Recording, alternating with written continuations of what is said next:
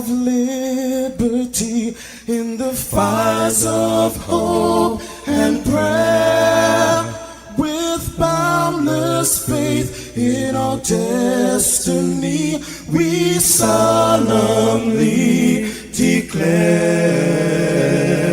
Side by side we stand, islands of the blue Caribbean Sea, this our native land. We pledge our lives to thee. Here every creed and race find an equal place, and may God bless our nation. Here every creed and race find an equal place, and may God bless our nation.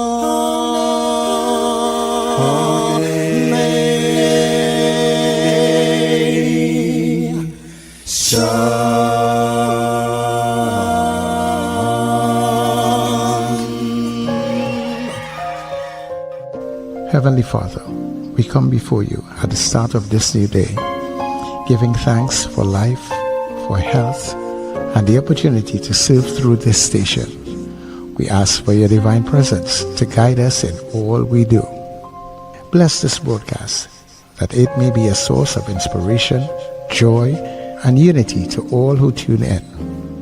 Whether near or far, may our words uplift, our music heal, and our message bring light to those who need it most. We pray for our listeners, wherever they may be. Grant them strength for the day ahead, peace in their hearts, and success in all they put their hands to. Cover those traveling with your protection, and those at home with your comfort and provision. Lord, may everything we do bring honor to you and be a blessing to others. Guide our steps, bless our efforts, and let this station be a vessel of positivity and hope. In your name we pray. Amen.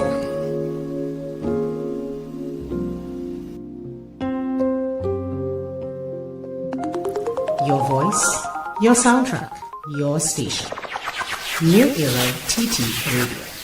NETT Radio.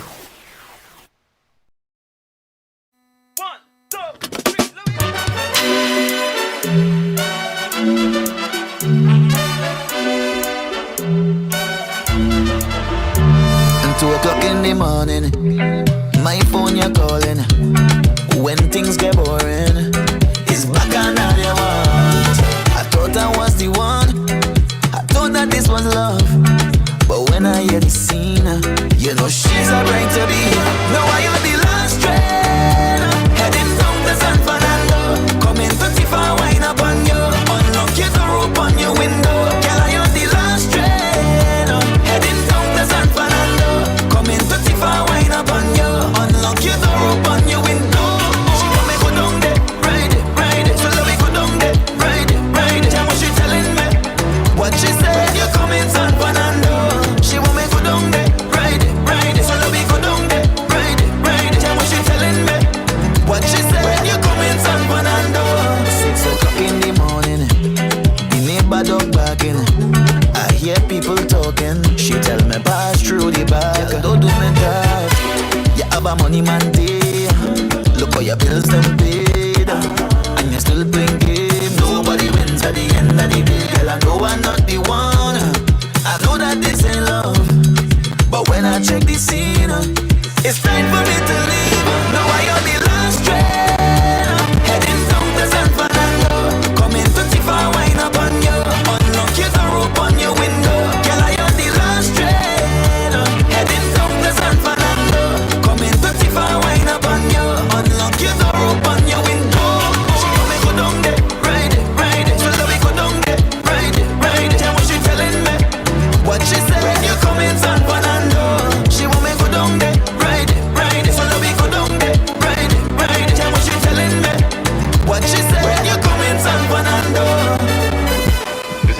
final boarding call to the train to San Fernando, departing from platform 3. Passengers with tickets for this service, please proceed to boarding.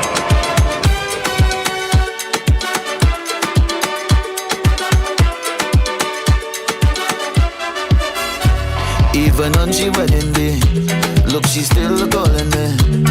She begging me to stay. She don't know when to stop.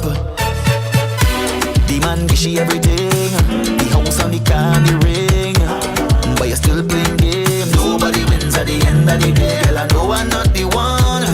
I know that this ain't love, but when I check the scene, it's time for me to leave. Now I on the last train, heading down to San Fernando. Coming to Tifa, wine up on you. Unlock your door, open your window. Girl, I on the last train, heading down to San Fernando. Coming to Tifa, wine up on you. Unlock your door, open your window. She want me go down there, ride it. So let me go down there, ride it. Tell what she telling me. What she said, you coming San Fernando. She want me go down there, ride it. So let me go down there, ride it. Tell what she telling me. What she said, you coming San Fernando. 6 o'clock in the morning, the neighbor dog barking. I hear people talking. She tell me pass through the back. Don't do me that. You have a money man day. Look how your bills them paid, and you still playing games. Nobody wins at the end of the day. Girl, I know I'm not the one. I know that this ain't love, but when I check the scene, it's time for me to leave. Now I on the last train, heading down to San Fernando. Coming to Tifa, wine up on you.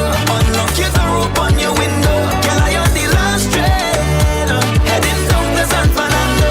Coming to Tifa, wine up on you. Unlock your door, open your window. She want me go down there, ride it. So let me go down there, ride it. Tell what she feeling me. NETT Radio Breakfast Show, bringing you the energy, music and vibes to start your day right. What she said, you coming San Fernando. Well, good morning to you, Trinidad. Good morning to you, to Tobago. So whether you are in Port of Spain or you're in San Fernando, you're in Scarborough, wow, we are happy to be here with you. So good morning to you, TNT. Good morning to our neighbors in the Caribbean. How are you people doing this morning? Glad to have you. And of course, all you wonderful people, our diaspora family and friends who are streaming all around the globe. Good day to you, and thank you all for coming across, logging on Nobody wins at the end of the day. to NETT Radio, New Era TT Radio. We are the heartbeat of the Caribbean, taking you above and beyond. Such a beautiful, wonderful day it is. Now I on the last train. You look out and you see all these beautiful things and you say, wow, another beautiful day. Don't take it for granted. So much thanks to the Heavenly Father for bringing us together for another day. And all that we do, dear Father, let it be a blessing unto you. People, I'm your Sir Charles. Happy as always to be in this space with you. As we officially welcome you inside of the Wednesday edition of The Breakfast Show. Get up, it's the time to start the day. The breakfast show is here, we bring in the soca way. Yeah, yeah, yeah, yeah, yeah, yeah, yeah. Yeah, yeah, yeah, yeah, yeah, yeah, yeah. Wake up, it's a brand new dawn. The breakfast show got the vibes turned on. From Maracas Bay to the Savannah line, let's start the day in Caribbean prime. Good vibes rolling through the air. The breakfast show, energy everywhere. We talk, we laugh, we make you think. Grab your doubles or your morning drink.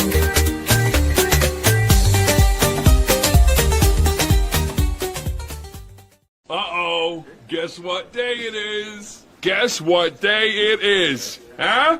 Anybody? Julie, hey, guess what day it is? Oh, come on, I know you can hear me. Mike. What day is it, Mike? Leslie, guess what today is? It's hump day. Woo-hoo! It's Hump Day. It's Wednesday. All right. Good morning, everybody. Thanks for being here. Thanks for showing up. Thanks for being part of the breakfast show. You get up and go. So grab whatever you need to grab and be here with us this morning. Of course, Sir Charles, that is me. And good morning to my co-host, Richard, who will join us sometime this morning, and also to Wendell, who's here very early as always. Good morning, Mr. Stevens. Morning, Mr. Davis. Morning, Mr. Raghubar Singh. Good morning, Trinidad and Tobago. And good morning, listeners and viewers all over the globe. It's Wednesday morning. It's kind of mixed outside. I'm not sure if it'll rain or if it will be sunny. But we're in the land of the living. Condolences, of course, to my good friends, Arlene and Ainsley Ramdwa, who lost their son, Zico Ramdwa, last week. Funeral is coming up on Saturday. I will make that announcement closer to the date, but his funeral is on Saturday. They are my very, very close friends. If you know, our families are extremely close, the Ramdwas and the Stevens. So when I got that news, I was so sad. I was actually abroad at the time. When I got that news, so Arlene and Ainsley, if you're listening, our deepest condolences from us on the Breakfast Show, because he listens to the show too. And of course, from all the folks in the families in St. James and the people who know you, because Ainsley is an extremely popular guy in St. James and elsewhere. My God. And of course, Arlene worked at Republic Bank for a number of years until she retired, so my deepest condolences to you on the loss of Zico, who was a gem of a young man, So that's my condolences. And of course, people who are celebrating birthdays, who do I have? Juliet Robin, she's a musician. Yeah. I don't know her personally, but she had reached out to me one time and said that she knew my brother, who played with Charlie's Roots. But I've never met Juliet, but I know she's a musician. Oral Saunders, he used to be at the PSA. I think he still is at the PSA. Karima Ali and of course Chris Rampasad. They are all celebrating birthdays today. Anyone else, have an absolutely fantastic day. All right? I'm not checking to see if I have any birthdays today. I don't think so. But I will check. I know tomorrow I have a very special birthday, but that is for tomorrow. We're going on here today, right? Today's one day before the World Cup also. Is it? The World Cup is not the 14th? No, the World Cup starts on the 11th. The 11th? Oh yes. Well, that World Cup is a mess, eh? I think I would have shared something yesterday about all the countries that have problems since. Who did I share that with? I don't think I shared it in this chat. May have shared it in the tea room chat about all the countries that have had issues with the World Cup, with USA in particular, including the referee from Somalia who was sent back. Right. I sent the video of the Senegal team when they were being searched on the tarmac. You understand? It's a disaster. Somebody sent me a video this morning. Two people, Harper and Dan, they sent me a video this morning that when the young girl said FIFA, I stopped watching it. I said, you can't pronounce FIFA, and expect me to watch the video. So I stopped. But apparently there's a video also about what's happening at the World Cup. You know what I mean? So my apologies, I couldn't get past FIFA. AI video. I don't know. It looked real. It looked real to me. They're getting very good with it now, Yeah, she has this scattered hair and she has on a T-shirt from Africa, showing you all the places in Africa. Yeah, that's exactly what she has on. But she has a video stating how the majority of the countries that are non-white that have been banned by Trump. I mean, it's mostly African countries, unfortunately. You know what I mean? And that thing with the referee, it's absolutely ridiculous. You know what I mean? They gave him no reason, except that Trump had kind of blasted Somalia lately. If you remember, he said everybody from Somalia are thieves and all. America, anyway. Yeah. As people say, the time will come The time will come. And that's the same thing they're saying, I guess, for a lot of countries where people are leading, who have a similar style. The time is going to come. And they just wait. So we wait. Boy, at the end of the day, you know, it will have its controversies, but I think the football will win out eventually. Because once the game starts, people's attention will shift a lot of it. And I guess so. And a lot of these countries, you know, when it's regardless of what happens, they really go out to make sure that they show the world that one, they are capable of doing what they are doing, and to sell their countries, True, because they had expected the worst from Qatar, if you remember when Qatar had the World Cup. They had expected the worst because of their strict laws, and it turned out to be probably one of the best World Cups that we had. But I mean, America, I mean, why would you want to host a tournament when you have a problem in so many different countries? You know, it's just crazy, and especially under Donald Trump, I don't think they would have had these problems under another president. I don't think so. I stand corrected. But anybody get the opportunity to host the World Cup, if maybe it was in Ukraine, trust me, it was happening. Yeah. They'll find a space somewhere. Yeah, but I wish them all the best. But you know, it's my opportunity to attend a World Cup flashed before me. That was the World Cup in Germany when everybody went. Everybody who I know went. You know. Yeah. But I was planning to go, and then there was some disease, something was going around the world. And I said, and then local elections was kind of in the air. And I said, you know something, let me just stay put. That was in Derby, 2006, wrong? 2006, yes. It might have been. Yes. Well, local elections was always in the air, if people remember. The last local election was in 2003. And then for no election. Well, it was due in 2006. But it never happened. Then 2007 came. There was a general election. Mm-hmm. Patrick Manning won again. And then everything just turned all mass. Because no local elections were held until Patrick Manning called that snap election in 2010. And then a local election was held 2 months later when he lost. You know what I mean? So it was a kind of chaotic political period, especially for those of us who invested in it. You know, and I just skipped everything during that time. You know? Anyway, I digressed there. Nah, that happens. That's okay. Yeah. But all the best to the World Cup teams. Whoever win. My team has always been Italy.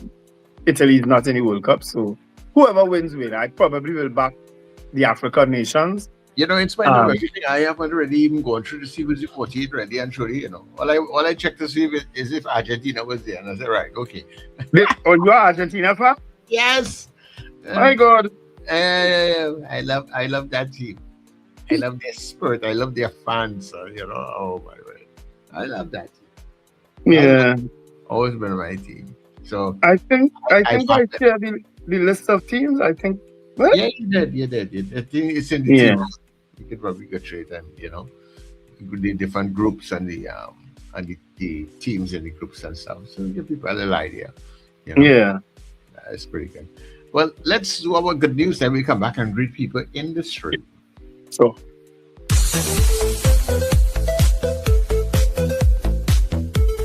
Never look into a mirror right after you have spoken badly about yourself, Habibi. I'm gonna tell you a secret powerful families have guarded for centuries. So listen to me very carefully. Your brain does not know the difference between what is real and what it is told. This is a neurological fact. And every time you stand in front of a mirror and speak, your subconscious mind does not hear words. It receives commands. Now imagine this. You wake up in the morning, you walk into the bathroom, you look at yourself in the mirror, and the first thing you say is, I look terrible, or I'm so tired, tired. I hate my job. Nothing ever works out for me. No, Habibi, you just looked yourself in the eyes and gave your mind a direct order. And your mind does not argue, wallah. It obeys. That is why your day feels heavy before it has even started. You programmed it that way, and you did not even know it. My father had one rule in our home that no one was ever allowed to break. You never stand in front of a mirror unless you are ready to speak to yourself with respect. He would say, the mirror is not decoration, my son.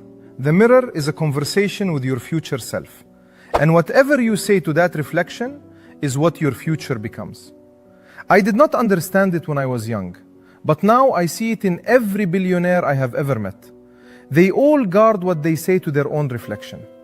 So the next time you stand in front of your mirror, stop, because you are not just looking at your face.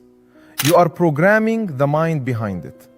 And this is why the wealthiest families in the world teach their children what to say in front of a mirror before they teach them what to say at a business dinner. Because they understood something most people never will. It is not just about how you look.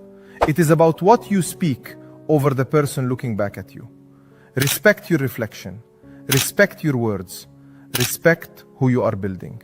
Comment mirror if you understand this, or tell me why you think I am wrong. And follow me if you want to hear what else wealthy families never speak about publicly.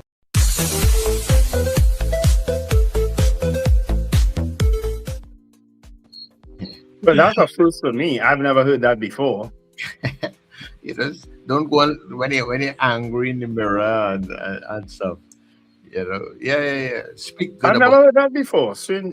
About a mirror. I've heard other things about mirrors, but I've never heard that one before. Yeah. But actually, it's the first time for me also. I never heard it before either. You know. But then Richard must be talking in front of a mirror every day. You don't talk to yourself in the mirror sometimes? No, I don't.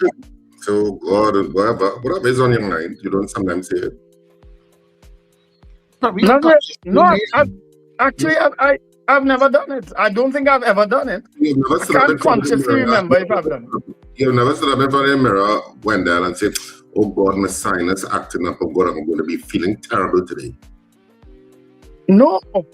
I might have go in front of a mirror and say, oh, this stomach, I need to do something about this stomach. I might have said that.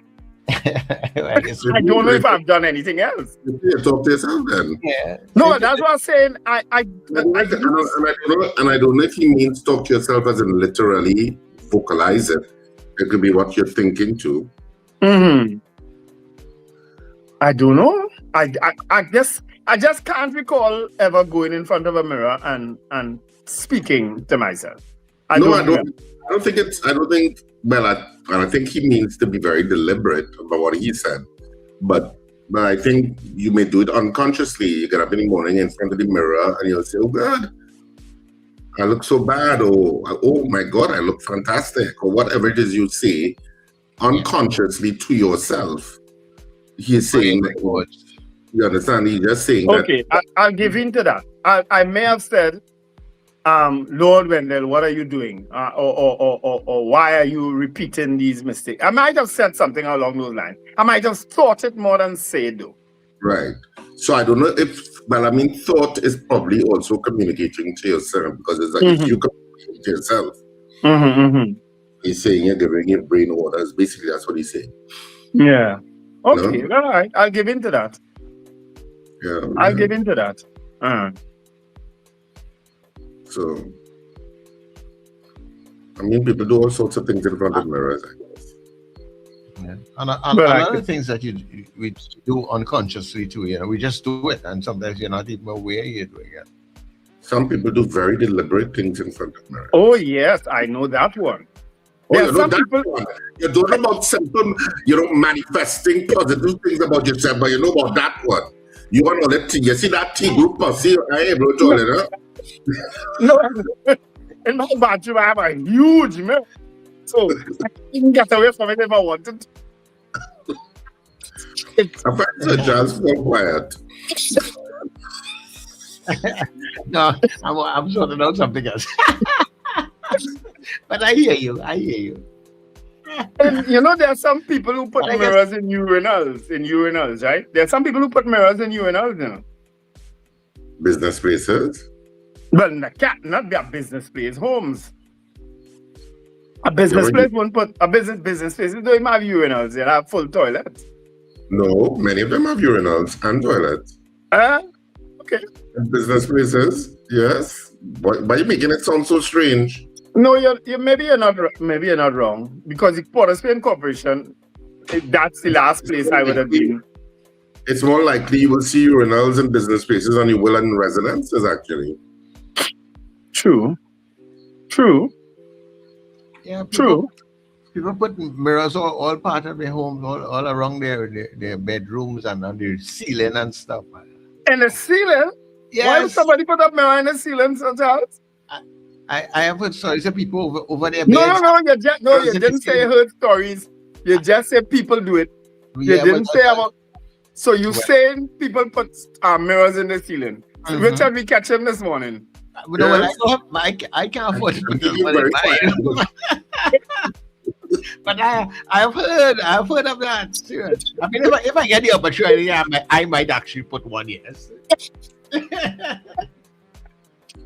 Well, look at how mirrors going and sell out after this program. Lord. Anyway. Well, let's really keep in the stream. Hey, by the way, Richard, good morning to you. Yeah, good morning, guys. Good morning to our listeners and viewers. And I'm about to say good morning to y'all. All right, Robert Allen came in at 11:55 p.m. Odell Guy at 12:06. Felix Kozo, good Wednesday morning to Wendell, Richard, and Sir Charles. Happy Hump Day. Valerie Mendoza, good morning to the breakfast team. Happy day. Maria Stelier, Margaret Thomas. Victor Phillip says, God bless. Today, no, if TNT is going over a cliff. I'm not sure what you mean there, Victor. Kenny and Harlem, good morning. Trinman, hump happily. Morning, guys, from Michael Cadet.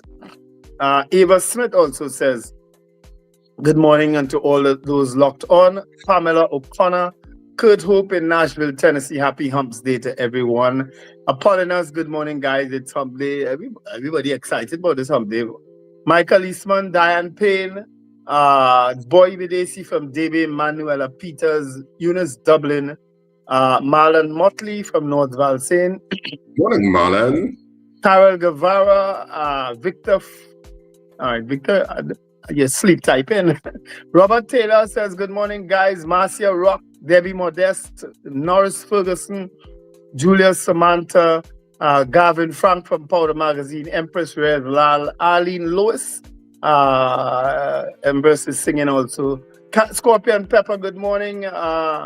Beefy Smith, Joyce Phillip, top of the morning, guys. Prabha Ramdial, have a great day. Maria Celia, happy anniversary to Maria H. and husband. May God continue to bless your union. All right, so happy anniversary to those folks, Maria H. and her husband.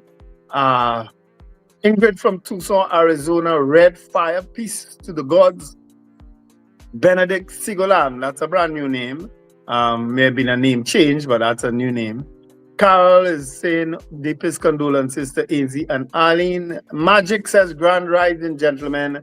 Shurma Paul, blessed Wednesday morning. Sankofa says bountiful graces. Alistair Hart, happy birthday to my sister. Sonia, good morning, guys. Happy birthday, Sonia, from your brother Alistair and from us on the breakfast show. Merle McCormick, Chris Toussaint says USA was awarded the World Cup long before the current president was elected. True, we know that. But a lot has changed then. Anthony Tinto, grand rising to the breakfast crew. Tinto, how are you going out there in Toronto? Estelita Sampson, good morning. Gentlemen, Wendell, my favorite words, don't worry as it was in the beginning, so shall it be in the end. I think I hear rain. David McCarthy says, top of the day to the thrilling trio. Mrs. R, good morning. Morning, Mrs. R. Doreen Pierre, Wayne Ramsey, Margarita Chow. Mrs. R says, when I look in the mirror, let me read you before I read you louder. What do I see? I see a sales consultant looking back at, all right. All right. David McCarthy, we were told as children to cover mirrors before sleeping because creatures of the night will appear in the mirror. Huh? Okay, didn't hear that one either. I've heard that, but that was never a thing that we did in our home. But you grew up in the country, that's someone like a country thing. That was never anything we did in our home. Okay. Carla Hercules, good morning. Marlon Motley says mirrors are considered portals, so you can manifest through them. Hence the reason you don't speak negatively in front of them. Well, and mirrors were in most horror movies, right? There's a mirror, right? Yeah. So Marlon might be right. There are all sorts of things in horror movies, not only mirrors. Sometimes I wish I could talk to my... Well, then I go and start talking to my mirror. And chains on cobwebs. Yeah, I trust me. From today, I go and start to talk to my mirror. To see how you look when that time, dear. Mr. Zar, behave yourself, eh? David McCarthy says the late A&R Robinson warned of a creeping dictatorship. All right, Bernadette and Alicia Yates, Stephanie Santana. Good morning, guys. Beauty Culture, Keith Clark, Cheryl Maraj, and Scorpion Pepper said is a U.S. travel advisory to Haiti, Guyana, and TNT Real. I didn't see that. I didn't see that one. All right. Those are new travel advisories. But there's no new travel advisories. But I don't know. Maybe there is one. Why is she asking that? No, I think somebody had just had up an ad, kind of, one of those generated things that says, the travel advisories in the Caribbean. But I think it's the same travel advisory that's always been there for Trinidad. Okay, but why would they give a travel advisory on Guyana too? But I think Trinidad and Guyana's travel advisory is similar. Okay. Quoted Finch, good morning, and those are our greetings on the chat. Okay, so people coming in on the WhatsApp. Actually, Fifi, you came in very early this morning on the chat. Fifi out there in Ethiopia.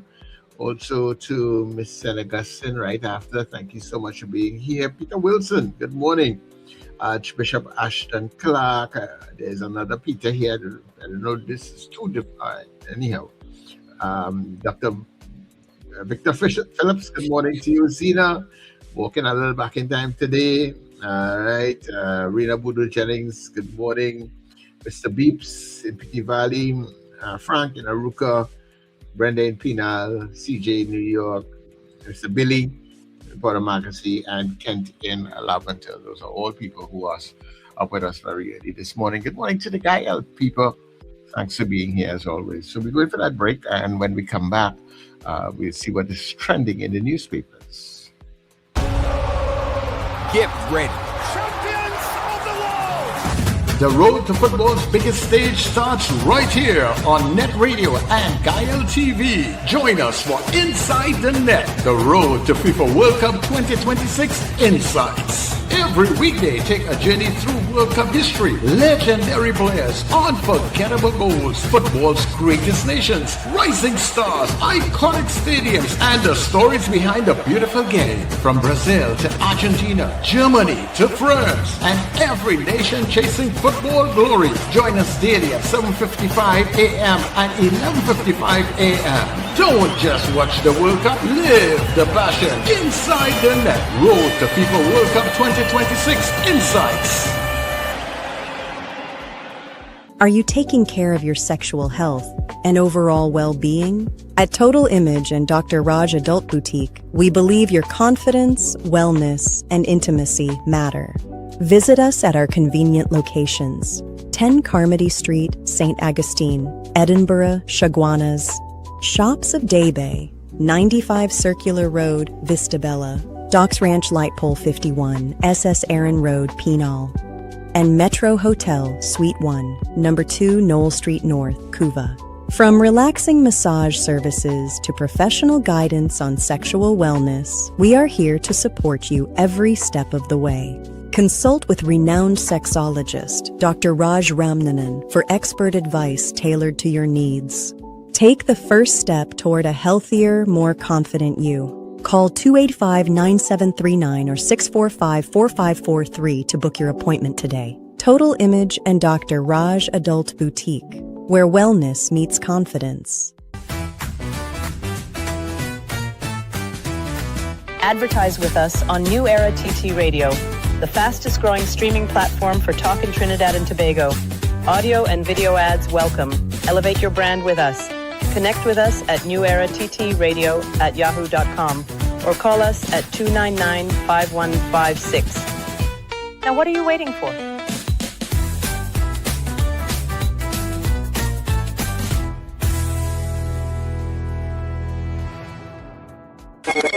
Gaylan and the Ultimate DJ Shane presents the Reggae Ride 26. A touch of red, white, gold, and green. Come out with your crew. Represent your color. Get ready for pure reggae vibes on June 27th on board the Harbour Master. Born in 11 p.m. and sailing at midnight. For over 20 years, the Reggae Ride has delivered the best reggae experience. Music by DJ Damien, Ever Slick, DJ Junior, Gaylan, and the Ultimate DJ Shane. Get your advance tickets, only $250 at Agard's Nuts House and City Furniture Stores nationwide or on islandnytickets.com. Remember the song used to make you rock away. Those were the days.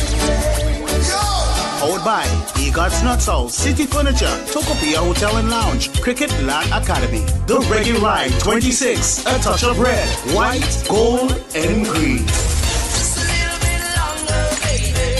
Oh, my love keeps growing stronger.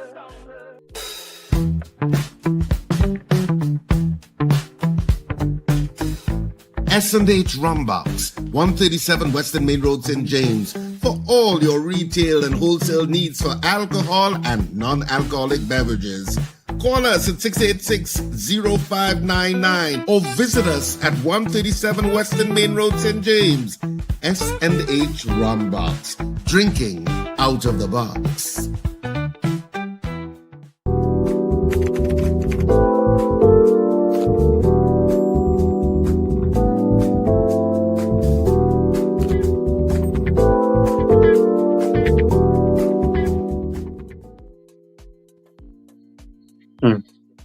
Special morning to Roger Jacobs. Morning, Roger. How are you going, man? And Keith Clark. Keith Clark City Day is always June 26th. That's the date for City Day for the last 100. How much they are this year? 111, 112, somewhere there. It's always June 26th, all right? As to when the other activities taking place, that Clint Batiste will send it for us on the chat because I'm sure he's listening. Morning, Clint. Send the activities for City Day now in the chat, right? But City Day is always June 26th, right? So let's get straight into the newspapers. Today's Express Online. 27 inmates sue the state over Eid denial. That's one of the trending stories. Unions seek meeting with PM, that's Prime Minister. Price not right, I think that has to do with football, I suspect. Some other trending news. NWRHA ordered to pay ex-worker $75,000. Man claiming to be cop takes assault victim's car. Price not right, that's also here. State issues 42 new PDOs under SOE. Police officer granted bail in alleged forgery case. I didn't really read that too much, That's that story of the forgery case. And of course, last night on the news, there was the trending story of the fire alarm that went off at the police administration building. And guess what? They locked the police officers inside. They said nobody could leave. Nobody could come. Not even the fire services, when they responded to the alarm, could have gotten into the building because the building was locked and it's creating a havoc in certain circles. Because the fire services head of the association said you cannot take the chance. They reported to the police service that this thing is faulty a while now. Fix it. You can't just decide every alarm now is a false alarm and you lock the people in the building. TTPS hopeless. Sorry. Somebody should be suspended for that action. I tell you, could you imagine that? You lock the building, lock everybody in, and lock the fire services from coming in? This is all you win fix the alarm. You know how much years all they're going through that stupid. Remember a couple years ago the alarm went off and the sprinklers came on and soaked down all the files and all the things. Yes. But you know what? All you buy some brand new cars. All you fix that. Buy more cars and mash them up. Those are the headlines in today's Express, people. All right, Trinidad and Tobago Garden for this morning. 296 days and counting. PM defends move to extend SOE. Temporary but necessary compared to 25 years of violence.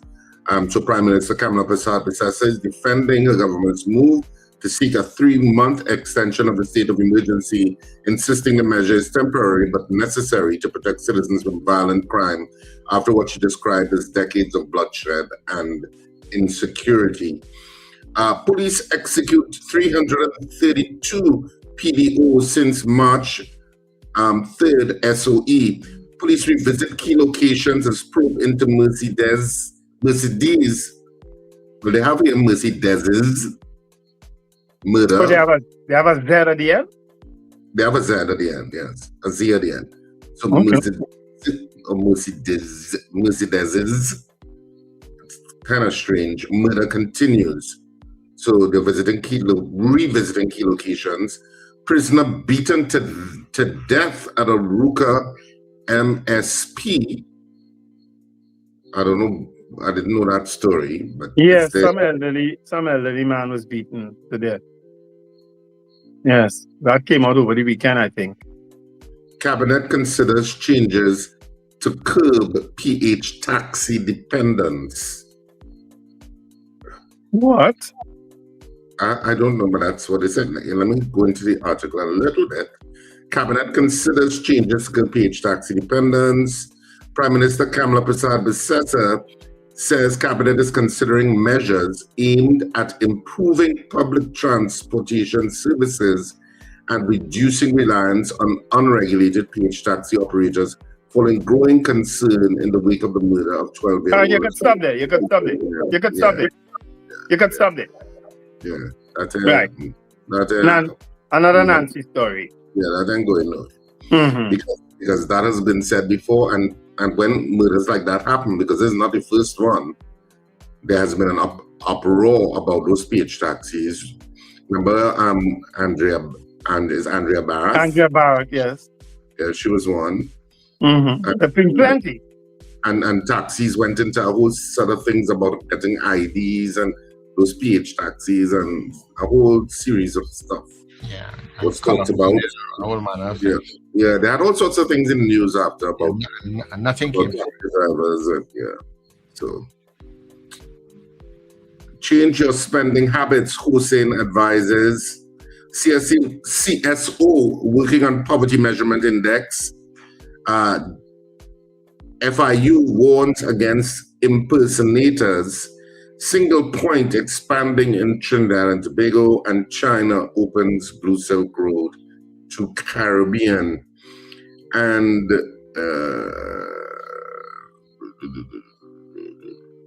3 among 4 Caribbean nationals to be stripped of U.S. citizenship. Pope Leo XIV accepts Bishop Harvey's resignation. That's one of these are some trending stories now. And then in sports, Soca Warriors succumbed to 3-0 loss to Russia. Wow. Mm-hmm. You know, when I heard that yesterday, I was like, what is this going on here? But it was apparently some friendly. It was a friendly, yeah. I think the first time we ever played a match in Russia. As far as I remember. Norris here, let us know. Is this the first football match Trinidad and Tobago has ever played in Russia? I think it was. I think it was reported as that. West Indies Academy batters make strong reply against SL emerging players. Allegiance books Tyro win ball Big Six final spot. And Andrew, well, I said this yesterday. So that's it. for our main stories in the Trinidad and Tobago Guardian for this morning. Yeah. Morning to Beauty Culture. Michael Robinson from Yokohama, Japan, and Black Leo. Good morning to you all. Melchizedek also says good morning, and Brent Hackshaw. All of those people joined us since we started. Nicola McNichols. How could I forget you, Nicola? All right. Excellent. Let's do it. Did you know? And then we'll get into all the madness that taking place.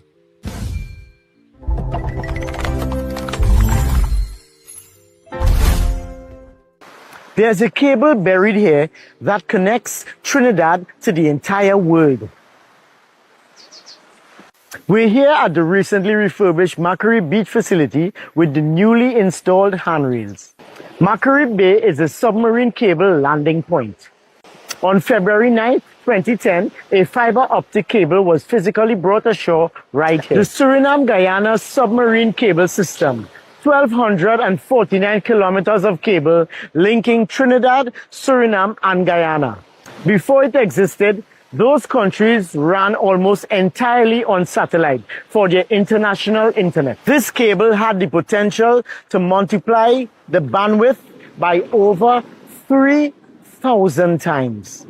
But Macquarie isn't the only spot. Just a few kilometers east in Chagaramas, another cable comes ashore. The America's 2 fiber optic cable.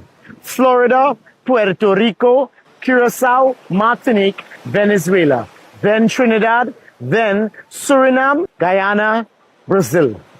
We are literally the midpoint of a cable that runs all the way from the United States to South America. 2 cables, 2 landing points, 1 small peninsula in the northwest of Trinidad and Tobago. Every time you stream, scroll, send a voice note, some of that data is moving through wires buried under this water. Trinidad, we're right in the middle of everything. If you didn't know that, follow Journey 2, because we cover the stories that are hidden in plain sight all across Trinidad and Tobago.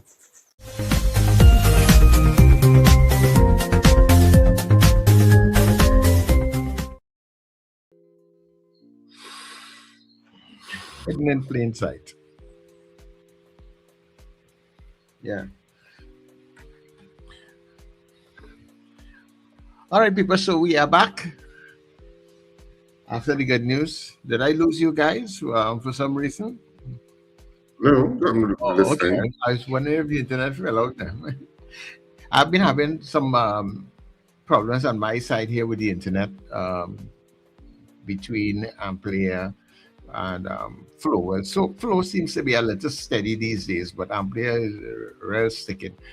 If I did not have the use of the both of them yesterday, I would not have been able to do the program at all, because the Flow just the Amplia just went down, and it just go doing that all the time. That's strange, because Amplia tends to be more stable than Flow. You know, it tends to be more dependable. Let me say that. Yeah, you know, most of the time they are. Most of the time they are. But you know, I just realized within the last few weeks that it's just falling out at times. And I'm even talking to other persons along in my areas, a little higher up and stuff, and they're having a lot of problems with it. I mean, some days I'm not having problems, and they're having problems and stuff. But I don't know, whatever they need to do, they need to sort it out.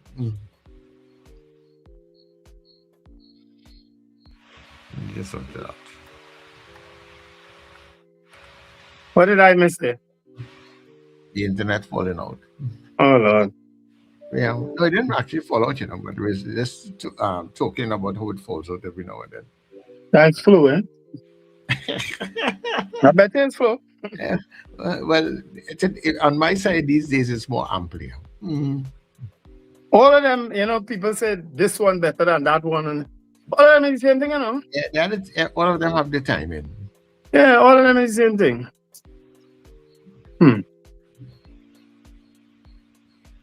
Okay, so I'm seeing a message here from Colted Finch. I see Canada offered Somali FIFA certified referee Omar Artan, whose US visa was denied, is welcome to officiate matches in Vancouver. How FIFA ain't saying nothing yet? he should have been sent there in the first place. If people know the house well, I mean, they would have heard what Donald Trump had to say about Somalia. Sorry. They would have heard what he had to say. But also, if they check, Canada has hundreds, thousands maybe, of Somalians living there, you know. Canada welcomes everybody, send them there. Once you realize what was going on, they should have sent him there in the first place. Why send him to America to have him embarrassed like that? You know, I was wondering why. Why they do him that? Say what? For the love of the game, I suppose they probably thought that, you know, it may not have been a problem. But again, maybe all these things happened prior to Donald Trump returning as president, and I don't think anybody, any serious outsider looking on at the politics of America, thought that Donald Trump would ever be back there as president. But guess what? He is, and they're suffering the consequences now. You know. But he really should have been switched to Canada. Right after they realized what Donald Trump would have said about Somalia, you know. Anyway, let's take some calls now. Yes, we can. We can. Early today, we do have Mariano Brown as our guest in the second hour talking media review, and of course we're gonna poll that this morning. In terms of what are your expectations coming out of the media review. I know the unions are chomping at the bits. They're hoping that they get their money. And everybody gets their back pay. I guess that will kind of ease tensions in the country for a little while. Man, nothing like people having money in their pocket or money in their hand. I wish they pay all who they owe to. Like the contractors on them. Yeah.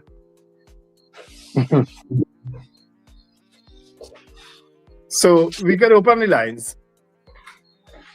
You know, 281-1315 and 299-5156.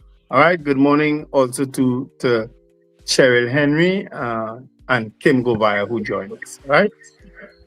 Okay, great. Good morning to all of you. Good morning, Dabity. Morning. How long have you been calling for this whole week? You know, as you read the papers early in the morning and see stupidness and read stupidness, I mean to say, this time, the Prime Minister, and you also the Express, where with the interview with Anna Ramdas. The Prime Minister did an interview? Yeah, well, you know, she's with the interview now. Not face to face. That kind of interview I'm talking about, you know. But like Anna Ramdas is doing so she speaks, right?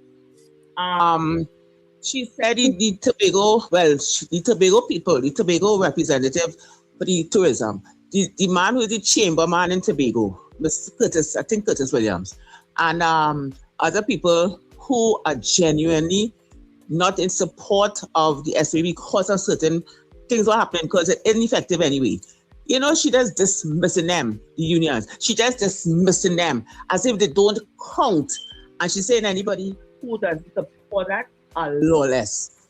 They practice lawlessness. So wait, everything you do wrong is lawlessness. So her sycophant supporters, who if she tell them the sky green, they're going to believe. They are lawful. This is so, the word I want to use, I can't use it. But the thing is, what? And then if you're not lawless, you're PNM. So why everything has to be boiled down to PNM and UNC? So if I don't support nothing because of what you say, I have my opinion as a PNM. So I always have committing crime. How much lawlessness I see on the highway on every day, dotishness. So Madam Prime Minister, whoever is writing thing, and we keep saying on this program every day, whoever writes anything for you, just don't read it now because you looking foolish and they as well, whoever the writer is. And I feel I know who it is. So everybody now in Trinidad, because not everybody, on Monday, 97% of the people don't support the extension of the SOE. 97% of the people who called in are lawless. Miss Lady, take something and do. Yeah, right. Know when to stop, Davide. Know when to stop. All right. Good morning, caller. Morning. I didn't call about that, but I just want to That's just something the last caller said. I hate when people leave the door open for Kamala Prasad Bissessa to walk through and give her a blind. This woman is a lawyer with silk and a prime minister of a country. And for us to just leave the door open, we give her the blind to say, well, somebody else writing her speech, I think it's a bit disingenuous to ourselves and to the population of Trinidad and Tobago. Because even if somebody writing her speech, she's an intelligent woman that I'm sure would read it before she put it out there, and she is doing it. So that is her opinion. Let us stop playing smart with foolishness and saying that somebody writing her speech. She very well knows. Both, Lincoln, both can be correct, Somebody is writing it, and she's accepting it, Both can be correct, Bottom line is she's accepting it. Right. Okay. She's accepting responsibility for it. It comes out as the words of the Prime Minister. Correct. The Prime Minister said that is how so we forget who writing it. The Prime Minister put it out there, that is her opinion. Yeah. Right. So I'm just saying, I'm not saying you're wrong. I'm just saying both can be correct. Yeah. Because they do have people who write. Anyway, my point is that I call for. I just remembered something yesterday, and I said I have to bring it up, just to bring it to the awareness of people, just to remind people, or ask a question. I'm asking a question this morning. Does anyone of you all remember 10 people got arrested in the Sawa Corporation or something like that for stealing $10 million? Yeah, I remember that situation. I could think could anybody give me an update as to what is the status of that $10 million and the 10 people that were arrested for stealing $10 million? But we just want to say crime don't pay, but I'm seeing people with $10 million out there still. I don't know if they're on bail. I don't know if they were charged. I know they were charged, but if they're still incarcerated, if they're on bail, if the case throw out, if Curry fall in the paper and they can't pursue the matter anymore. Could somebody enlighten me as to what is the status with those 10 people? What fall in the paper? Yeah. Yeah, you know, remember Curry fell on a document sometime for somebody's case and they had No, I don't remember that. Yeah, the police dropped Curry on the evidence paper and on whatever the case may be, and the case had to be thrown out. And they have some other man, you know, join this game out. You remember the cocaine at Ratties? I remember that. You remember the cocaine at Ratties, and they could not pursue the matter because the man who was charged get away because the cocaine, we ratted the cocaine. Yes, I remember that. I remember the parts. You remember the marijuana that ratty too? Yeah, I remember also too the parts that come and the person says not they come with jugs come with chicken parts or some kind of thing. So they say the chicken parts is mine, but the jugs is not mine. Right, and while I'm at it, there's a man who got arrested in Valsine for some high-powered weapons. I just asking questions this morning. I think that's come to my mind, and I'm not blaming the police. I know this problem is the judiciary, and I'm not blaming the police this morning because the police charge people, arrested and charge people.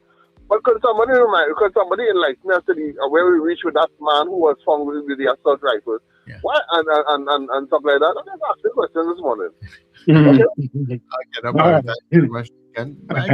I think he knows exactly what is going on. You do wrong, the police charge you, you end up in front of the courts, and then you go and enjoy your life for 10, 15 years before the case comes. So that's the normal thing with Lincoln. You may not time you hear about it, it's either you're not on this earth again, or you really forget half of what happened. I wonder who pursued that case with the is it the civilian, not the civilian, is it the SRP who forged papers? I wonder who actually pursued that case. Who say, I feel them certificate she sent me right, I feel something up with that. Let me check that. I'm going and report it to Professional Standards Bureau. And Professional Standards Bureau say, we catch them. We go investigate this police wrongdoing. Let me go after she. And they investigated it and find out her papers false and they lock her up. I wonder who do that. PSB. Good police work, Wendell. You want to know? Police work. What is Brilliant Brilliant police work. Yeah. But you don't get it back to the statement where it is reported that the Prime Minister said that if you don't support, I'm paraphrasing, if you don't support the SOE, you're lawless or you're PNM. I don't know if she actually said that, or is it an inference? I don't know. I didn't see that interview that Lincoln spoke about. I didn't see it. Not Lincoln. Not Lincoln. Miss Mendoza, Miss Davide. I didn't see it. Yeah, that you're either lawless or the effect that people who are not against or breaking the law, for what I read in the Express, those are the law-abiding people are supporting the SOE and the extension of it. But I didn't read anything about, Right. But that's not the first time she would have said something like that.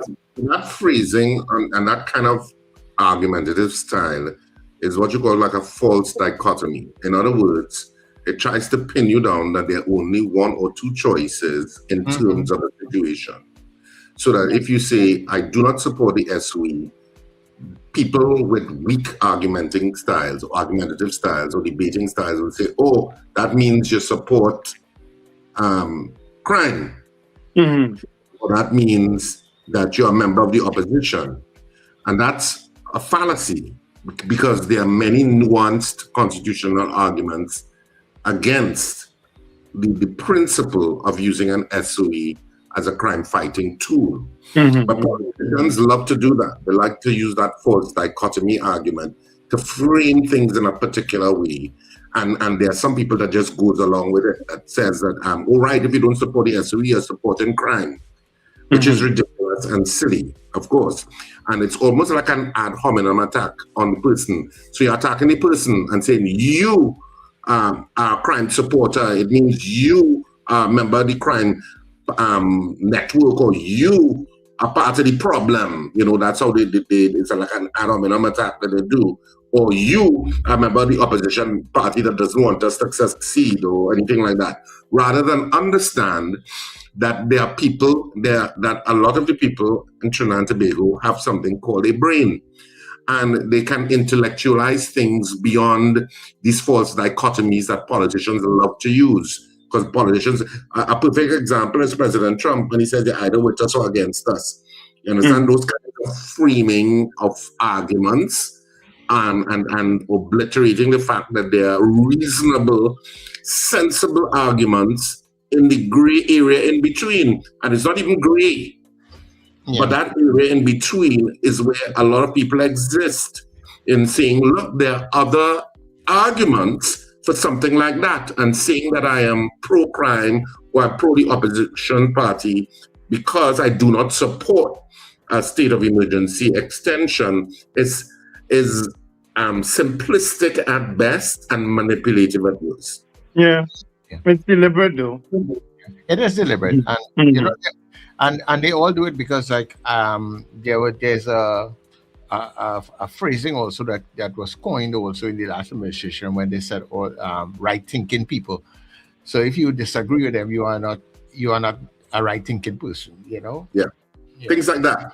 Yeah. They like to phrase things. Politicians like to use it as a tool because sometimes I think they're not really very competent at debating anyway. So they use those dramatic things, and those kind of dramatic positioning appeals to some members of their support, right?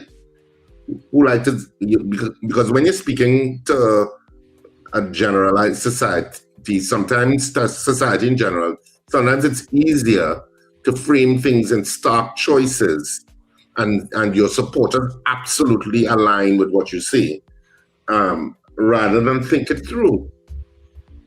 So sometimes you need to think it through. Yeah.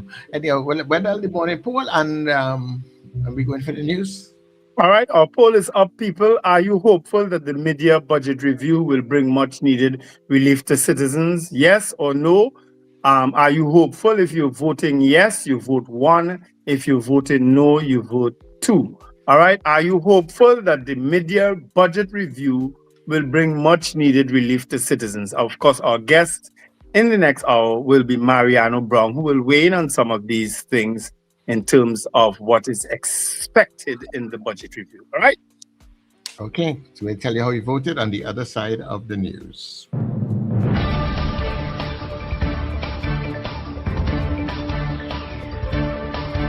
The news you need, the clarity you deserve. Local, regional, global. This is Net Radio News Now. This is News Now on New Era TT Radio, Net Radio, and Guile Caribbean TV for Tuesday, the 19th of May. I am Derek McMillan. Thank you for joining us. Defense Minister Wayne Sturge is threatening legal action against opposition MP Marvin Gonzalez over comments made at a recent political meeting. In a pre-action letter, Sturge's attorneys claim Gonzalez made defamatory statements that suggested the minister attained office through improper or criminal means and was unfit to oversee national security. The legal team says the remarks were made at a public meeting in San Juan and were live-streamed on PNM social media platforms, causing serious damage to Sturge's personal, professional, and political reputation. The attorneys are demanding a public apology, retraction, removal of the statements from online platforms, and compensation. They have given Gonzalez 14 days to respond, failing which defamation proceedings will be filed in court. 42 preventive detention orders have been issued under the state of emergency regulations targeting alleged gang leaders, shooters, enforcers, and criminal operatives across Trinidad. The orders, signed by Homeland Security Minister Roger Alexander between May 8th and June 2nd, are based on intelligence suggesting the individuals pose a threat to public safety. Authorities allege the detainees are linked to organized criminal groups involved in murders, shootings, armed robberies, extortion, kidnapping, drug trafficking, and firearm offenses. The government says the detentions are intended to disrupt planned criminal operations, retaliatory gang attacks, and other activities considered prejudicial to public safety during the ongoing state of emergency. The Industrial Court has ordered the Northwest Regional Health Authority to pay $75,000 in compensation to a former employee after finding he was unlawfully terminated. The court ruled that the authority failed to follow mandatory disciplinary procedures before deciding not to renew the contract of hospital attendant Eddington Lewis in 2019. Lewis, who was employed from 2018, was dismissed following an unfavorable staff appraisal. The court found the decision was based on allegations of misconduct, yet no disciplinary charges were laid, and the required procedures under the law were not followed. Judges described the termination as harsh and oppressive, and said employers must adhere to fair procedures when dealing with alleged misconduct. Chronic staffing shortages within the prison system are compromising officers' ability to prevent violence and protect inmates, according to Prison Officers Association President Gerard Gordon. His comments came following the death of 48-year-old Christopher Banfield at the maximum security prison in Aruca. Gordon said inadequate manpower limits officers' ability to interrupt or prevent incidents, particularly during overnight lockdown periods when officers remain confined to designated control posts. Banfield was found unresponsive in his cell during routine checks on Tuesday morning and was later pronounced dead. Investigators believe he was beaten during an altercation with another inmate on Monday night and suffered severe injuries to his head and face. Police investigations are continuing. Sea lots fishermen have won a temporary reprieve after Agriculture and Fisheries Minister Ravi Ratiram assured that the Port of Spain wholesale fish market will not close on June 14. The assurance came after fishermen were told the facility could be permanently shut down, a move that would directly affect 69 registered fishermen. The market has operated since 1983 and serves as a major distribution hub for fish and shrimp across Trinidad and Tobago. Ratiram said he sought clarification from NAMDEVCO and was assured no closure would take place this month, despite outstanding payments owed to the Port Authority. The minister has promised consultations with stakeholders on the future of the facility, while fishermen have shelved planned protest action and opted for dialogue. Finally, tensions in the Middle East have escalated after the United States launched retaliatory strikes on Iran, following the downing of a U.S. Apache helicopter over the Strait of Hormuz. U.S. Central Command said the strikes targeted Iranian defense and radar systems and described the operation as a proportional response to what it called Iranian aggression. President Donald Trump said the response would be very strong and very powerful, adding that both pilots involved in the helicopter incident were rescued unharmed. Iran's Foreign Minister Abbas Araghchi warned that Tehran would leave no attack unanswered and urged U.S. forces to leave the region if they wanted to remain safe. Iranian state media also reported explosions and air defense activity along parts of the country's Gulf coastline. And that is Net Radio News at this time. That was news now. Stay informed with New Era TT Radio. Net Radio.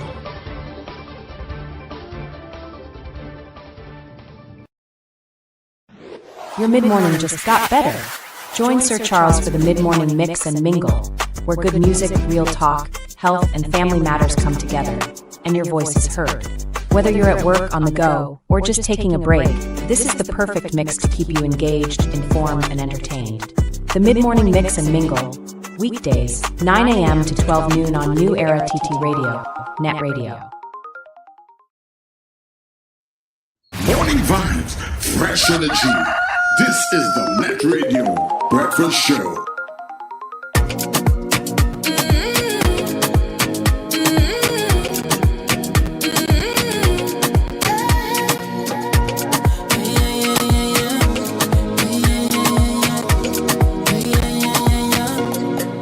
Some of them don't like me, some of them just fight me, some of them wish bad on me, all of them could go their way, some of them just back talk me, and them feel like don't know, but I couldn't care less, all of them could rock so, rock so, rock so, you could rock so, stay over there with your bad energy, you could rock so, rock so, you could rock so. Your bad energy, good rock so. Live my life, I just wanna live my life, and I don't make my choice, so I go pay the price. Yeah, live my life, just live my life. Yeah, I don't make my choice, so I go pay the price. Some of them don't rate me, some of them they hate me, some of them like bad on me, all of them could go their way, some of them try laugh at me like I'm a puppy show, but I couldn't care less. All of them could rock so, rock so, rock so. You could rock so, stay over there with your bad energy. You could rock so, rock so. You could rock so, stay over there with your bad energy. You could rock so. Live my life, I just wanna live my life, and I don't make my choice, so I go pay the price. Yeah, live my life, just live my life. Yeah, I don't make my choice, so I go pay the price. Yeah, we thankful for life, health and strength and all the vibes. Don't know we survive, we just wanna get with life. Some fall with the vice, with them evil eyes, risk it for the price. We don't need the price.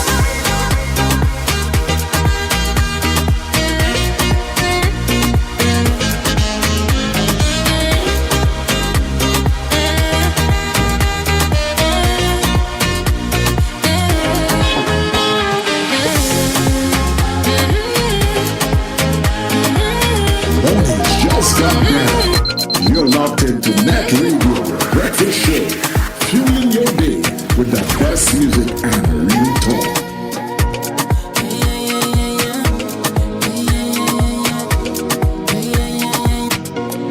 You know what? Live your life and live your best life, yes?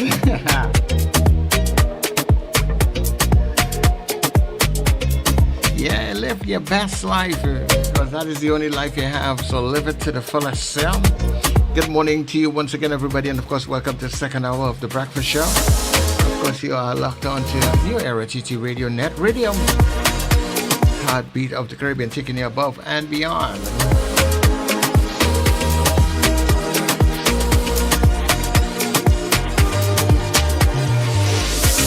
All very special good morning to the Anthem crew and, of course, all the folks coming in and throughout the morning period. Thanks for being here. Good morning to the Gael family, all the folks on Gael Caribbean TV. Good day to you. Good to have you here on The Breakfast Show. The Breakfast Show, Wendell Stephen, Richard Ragobar Singh, and, of course, yours truly, Sir Charles. Monday to Friday, you can find us right here. Of course, yeah, we're going to make sure you're totally entertained, informed, right? And speaking of informed, just to let you know that when we come off of the different feeds, the Gael feed on our social media platforms closer to 9 o'clock, you can come across to netradiott.com, and of course you can listen to us all day, and that is every day. And of course you can join us on, if you are listening to us on TuneIn, Radio Garden, MyTuner, Online Radio Box, Simple Radio, yeah, any one of those platforms that you are listening to us on. The command is Net Radio Trinidad, right? And you'll be able to listen to us. And of course, all your smart devices, you give them that command, Alexa play Net Radio Trinidad. You should be able to link up with us, right?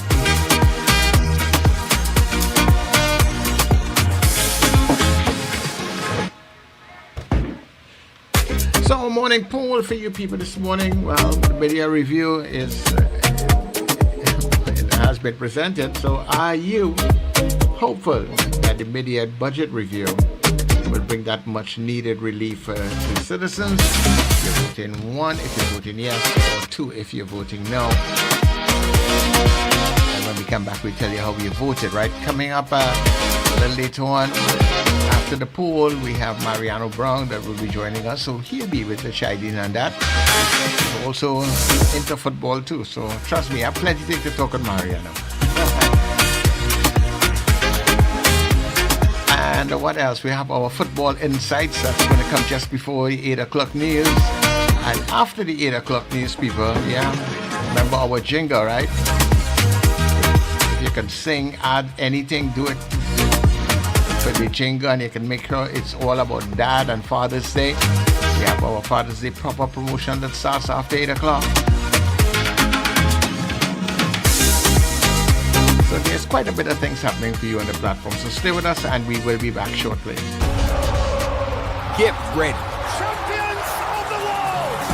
The road to football's biggest stage starts right here on Net Radio and Gael TV. Join us for Inside the Net, the road to FIFA World Cup 2026 Insights. Every weekday, take a journey through World Cup history, legendary players, unforgettable goals, football's greatest nations, rising stars, iconic stadiums, and the stories behind the beautiful game. From Brazil to Argentina, Germany to France, and every nation chasing football glory. Join us daily at 7:55 a.m. and 11:55 a.m. Don't just watch the World Cup, live the passion. Inside the Net, road to FIFA World Cup 2026 Insights. Are you taking care of your sexual health and overall well-being? At Total Image and Dr. Raj Adult Boutique, we believe your confidence, wellness, and intimacy matter. Visit us at our convenient locations: 10 Carmody Street, St. Augustine, Edinburgh, Chaguanas, Shops of Daybay, 95 Circular Road, Vistabella, Docks Ranch Light Pole 51, SS Aaron Road, Penal, and Metro Hotel, Suite 1, Number 2 Knoll Street North, Couva. From relaxing massage services to professional guidance on sexual wellness, we are here to support you every step of the way. Consult with renowned sexologist, Dr. Raj Ramnanan, for expert advice tailored to your needs. Take the first step toward a healthier, more confident you. Call 285-9739 or 645-4543 to book your appointment today. Total Image and Dr. Raj Adult Boutique, where wellness meets confidence. Advertise with us on New Era TT Radio, the fastest growing streaming platform for talk in Trinidad and Tobago. Audio and video ads welcome. Elevate your brand with us. Connect with us at newerattradio@yahoo.com or call us at 299-5156. Now, what are you waiting for?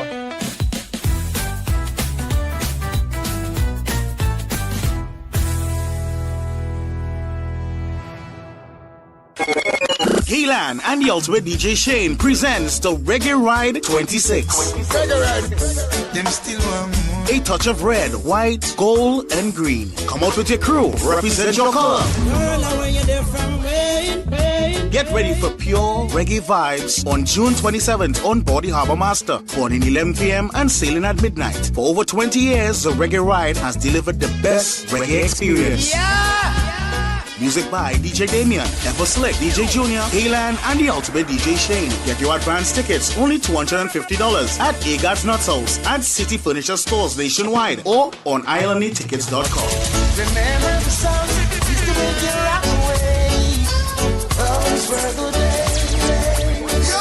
Powered by Agat's Nuts House, City Furniture, Tokopia Hotel and Lounge, Cricket Land Academy. The Reggae Ride 26, a touch of red, white, gold, and green. Just a little bit longer, baby. Oh, my love keeps growing stronger.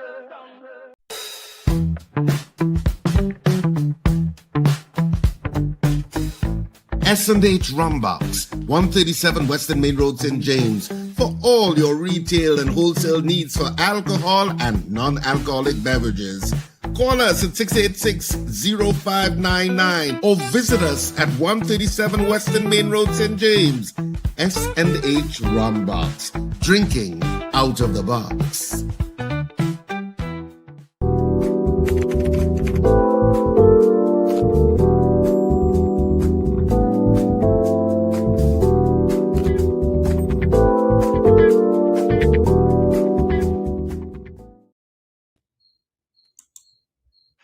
Okay, everybody, welcome back to the second hour of the Breakfast Show.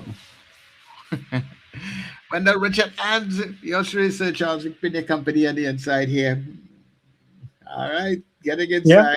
Yeah.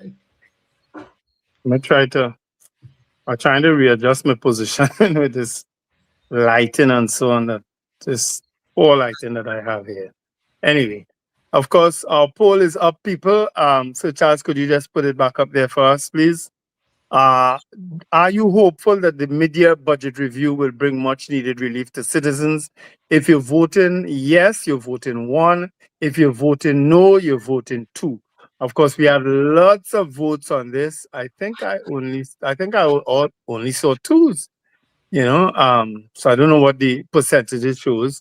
But not much comments on it. Of course, people are hopeful that with the back pay, we'll speak to Mariano Brown, with the back pay that will generate some sort of stimulation in the economy. I don't know.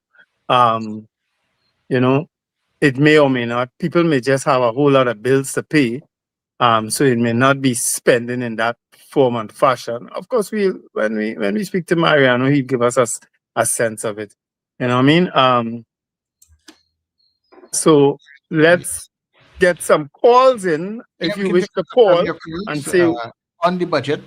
Yeah, if you voted 1, you could say why. If you voted 2, you could also say why. You know what I mean? Or if you didn't vote, you could give an opinion on our poll. All right. Are you confident? Are you hopeful that the mid-year budget review will bring much needed relief to citizens? Yes or no? That's our poll today. All right. You can call in now. All right, let me. Yeah, so give us a shot. Let's hear what you have to say in a couple of minutes. You know, do you expect that there will be relief for people who are expected to benefit from that? I think most of it will go into paying salaries and stuff, right? Yeah, I guess it's the back pay the public servants, and so on. But I see it's been put out there also that is for those who have already completed their negotiations. Okay, where they put that? I mean, have all of them completed negotiations already? They identified most of them who would have completed that negotiation within a particular period. So, like PSA and tutor and prisons and one or two other individuals in between there, they would have identified. Who would benefit from it? I think they say like 62,000 plus persons or something like that. All right. But caller, good morning.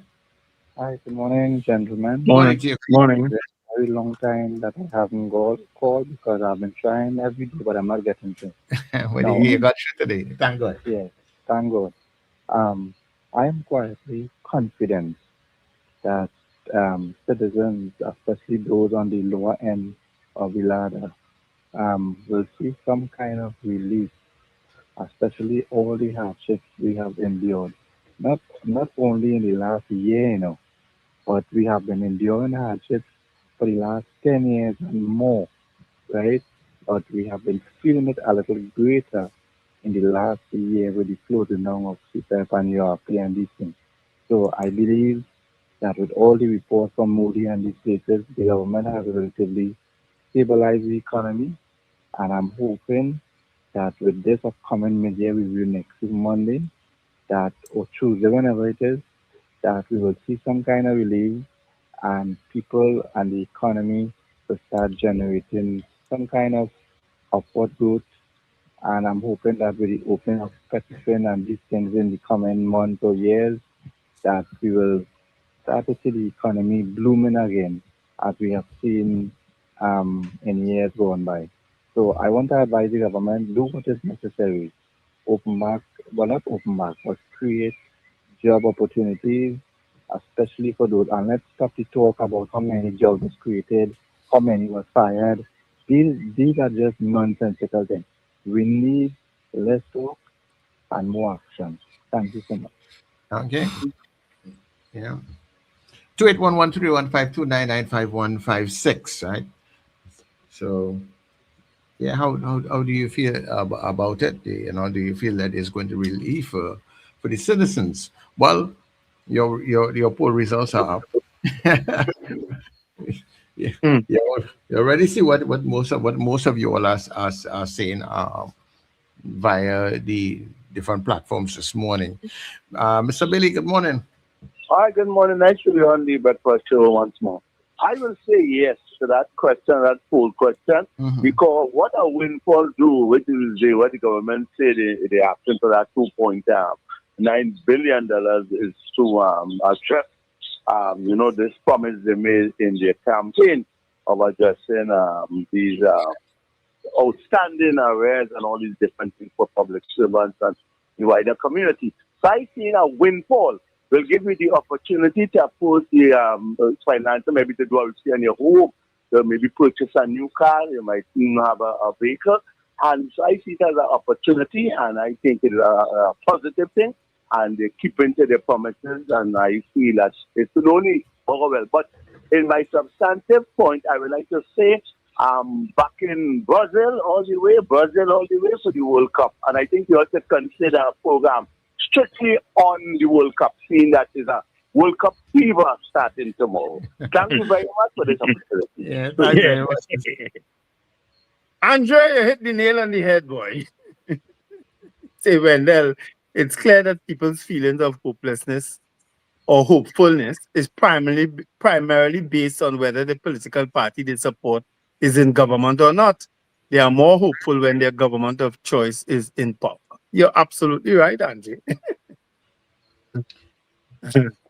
There are some people who will see it, who will be balanced enough to know, to see, how I should put it, the other way. But generally, it's when their party of choice is in power. That's it's a kind of a gift. It's kind of a gift.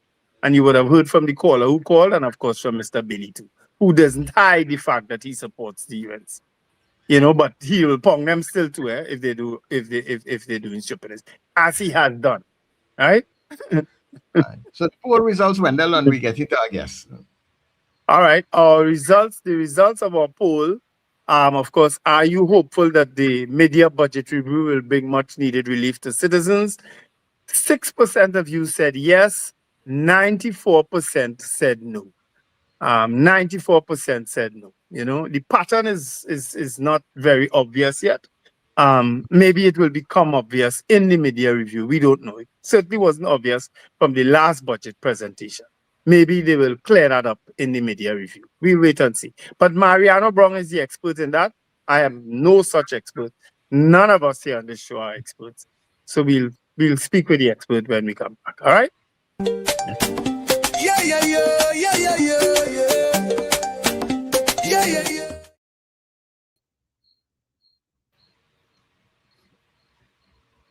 Hey. No, he's coming. Hi, good morning. How are you? Morning, Mr. Brown. How are you? Not too bad. All right. How is the weather? How is the weather where you are? Hot. Barbados is hot. I've always heard that about Barbados, that they have a hotter sun than anywhere else. Is that true? The sun does be hotter in Barbados than anywhere. Is it because it's flat? Well, yes, and partly because we have no hills and no mountains with the kind of shade or buffers that you have in Trinidad. So yeah, you find that in Trinidad, there's less. I mean, as much as we think it's different, the other islands in the Caribbean have more sun than we do. There are measurements which could tell you that, and that's general consensus.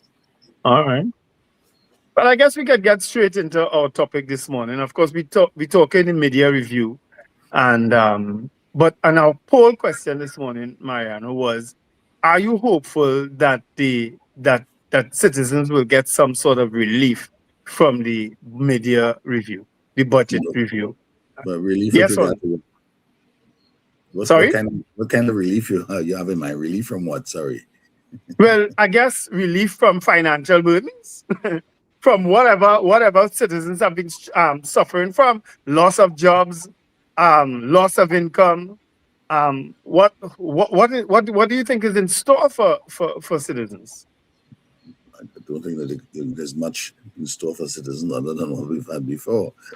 And what you call it, what we've seen, or the rubric. I mean, they've had some increases in taxes and fines and so on. I don't think you can get more than that. The government can't relieve anybody's financial burdens at this stage for a very simple reason. It doesn't have the cash to do so. So to expect that the budget will some or the other wave a wand and things will get better for Trinidad and Tobago is impossible. Where does government get its revenue from? It gets the money from taxation. Taxation is based upon what? Taxation is based upon income. And the model that will be subsisted on for quite some time is that we tax the energy sector, and the energy sector has energy sector rents, which is sufficient to be able to pay for other things, and hence we'll be able to generate a huge amount of subsidies. But that model has been in doubt for the last 10 years. Right? We are back to the times where we had in the 1985, 86, 98, 91 period, where government revenue declined because the price of oil declined. Well, we have two problems now. Not merely the price of oil is declining, but the volume, the price of not oil, and this is a gas economy. We have been a gas economy since 1999. And the real difficulty is that in the first instance is that the volume of gas produced is 40% below where we were at a high point in 2011, 2010. Right? So you're 40% below the number, and we suffered a period starting in 2014 when prices went down substantially. Prices recovered in 2022 as a result of the war in Ukraine, and that extended into 2023. So you have some bump in the prices, but that's complicated by the fact that you're operating at 60% of your highest production levels in natural gas. And when we talk about oil, I mean, 50,000, 60,000 barrels of oil doesn't count. All you have to do is look at, for example, what Guyana is producing on a daily basis, which is just under 800,000, almost 1 million barrels.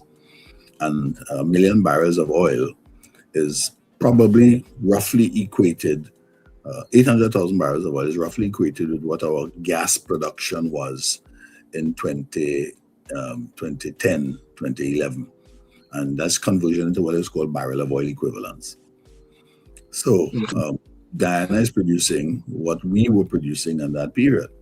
We aren't. So the ability of the government to in a sense, give any largesse on the basis of the energy sector has been dead for quite some time. That's the problem with when the PNM got into office. The PNM never admitted, well, it admitted it, but then proceeded to talk about what better days are coming and we're going to do X and we're going to do Y. And people were generally dissatisfied because things did not improve. Well, it can't. It can't unless you have a substantial new gas find. And even if you were to find a substantial new find of gas or new find of oil, and we continue the same model, we have to remember that gas and oil are wasting assets. Once it's like a water tank and you're not getting any new water. If you turn on the tap and you forget it on, or you leave it running consistently, in some stages you give it to run out. And an oil well and a gas well is just like that.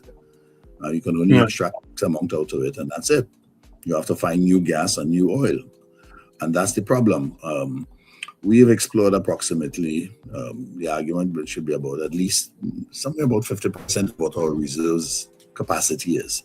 But we're a mature field. We've been doing this for over 100 years. So the question of whether we'll find more, there probably is more. The argument is that there still is there, but it's at lower depths. In other words, it's more expensive to produce. And some of the wells are shallower. So what we have on the horizon, BP, this problem really got worse in 2019. You remember,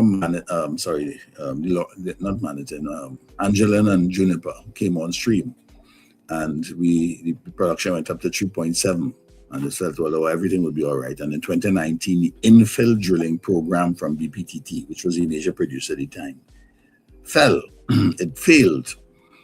That means that you have to keep producing all the time. You have to keep drilling to find new gas to kind of keep the production levels at the same. And once that failed, they were relying on existing fields, and eventually the existing fields production will taper off, which is what has happened.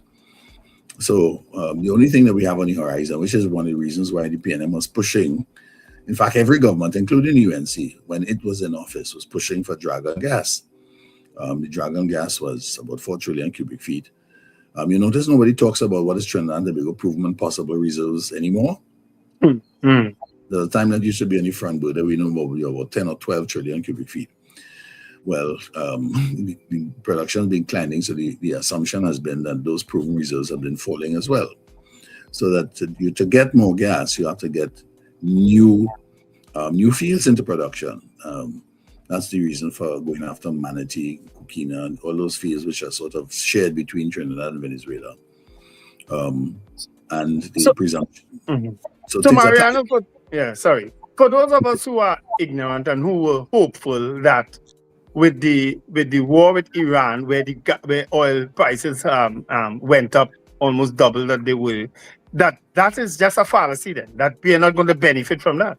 Well, I mean, you'll get more cash, but the same thing that happened in 22, 23. It went up for a period and then it declined. Now, so the bottom line is that you'll get more from less, right? You'll get a larger amount from a smaller amount of gas. The real problem is that our budget, inflation being what it is, promises and given certain promises in terms of keeping up with the Joneses, our expenditure is always going to expand. The problem is our revenue is not expanding. Our revenues are expanding because the economy isn't growing. It isn't growing because there's nothing to compensate for the loss of oil and gas. That's the reality. So to presume that some or the other, the government would wave a magic wand, it doesn't matter whether it's PNM, whether it's UNC, or it could be anybody else. It's not going to make a difference. Right? There just isn't the income to basically allow them to expend a little bit more. I mean, if you look at the financial statements of WASA, for example, WASA take away the government subvention. WASA is in a $2.3 billion loss every year. That's water.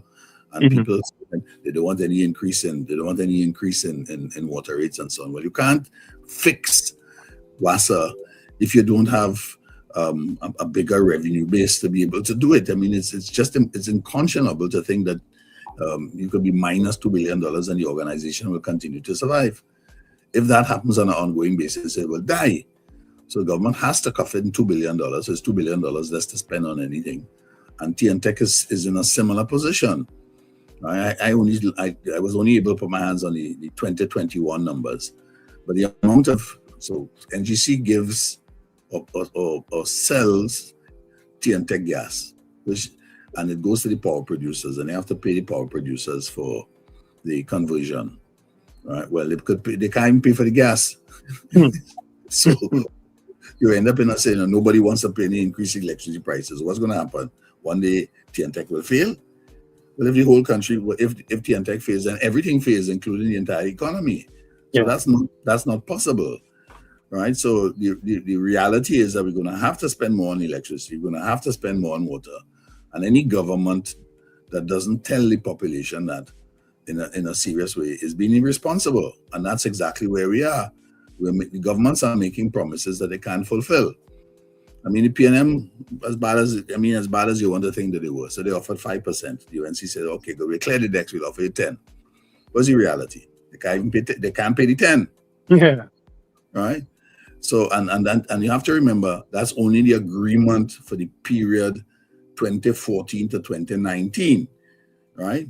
And when they told the other unions, so hang on a second, you agreed 4 and 5%, you take that. We're not interested in that. Well, it's not even clear. I mean, why are the teachers and the nurses and everybody else having go-slows or strikes or industrial action of one kind or another? Are they being paid the new rates, or is it that they're struggling to even make those payments? And the answer to that will have to be that they're struggling to make those payments too. So the reality is that our fiscal position, our ability to meet those existing commitments is weak or in great difficulty, right? As one political analyst said to me over in a review that we're doing over the UNC's first year, it's just a little cash flow problem. Well, that's the essence of the problem. You don't have enough revenue to basically meet your expenditure. Right? Any organization have a little cash flow problem doesn't survive. Right? Now governments will always survive. they don't go bankrupt. But at the same token, things will get harder. And we are in that position. Some decisions and some statements have to be made. And everybody is operating as though there's some boom to come. I guess that was also what the PNM was kind of doing too. You kind of felt like they were treading water, waiting for that boom to come. But ultimately, you're dealing with people's lives, people's sense of security, people's sense of hope and confidence in the economy. And as politicians, you also have to manage that.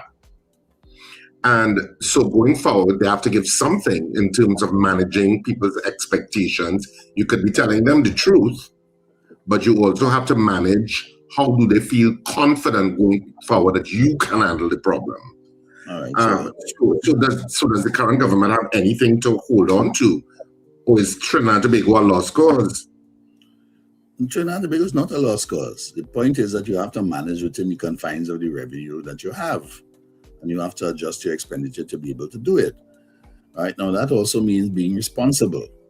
Now, you have the dichotomy of Mr. Imbert in his June the 4th affidavit, talking about the real state of the economy, and yet goes and makes a budget speech and he talks about the prospects of growth. Right? Well, I guess you figure that from a politician's point of view, that you will always get more voters if you offer them honey rather than vinegar. But there's a certain responsibility that any leader of an organization has to reach, and that is, what can I do with the resources I have at my disposal? And the answer is, if I can't do anything more than what I have, then you have to tell people that. Yeah. The government does not. The government is a facilitator. It can help drive the economy, but the government cannot make revenue. It could print more money, and we've been doing that for the last. I mean, in the Auditor General's report, the last Auditor General's report, she flagged that of the last 26 years, right, we've been in budget deficits for literally 23. Right? At some stage of the game, it becomes hopeless. There's a reason why Jamaica ended up at the IMF. There's a reason why Barbados ended up at the IMF. And the answer to that very simply is you keep spending more money than you have. At some stage of the game, you're going to run out. That's it. And you have to borrow.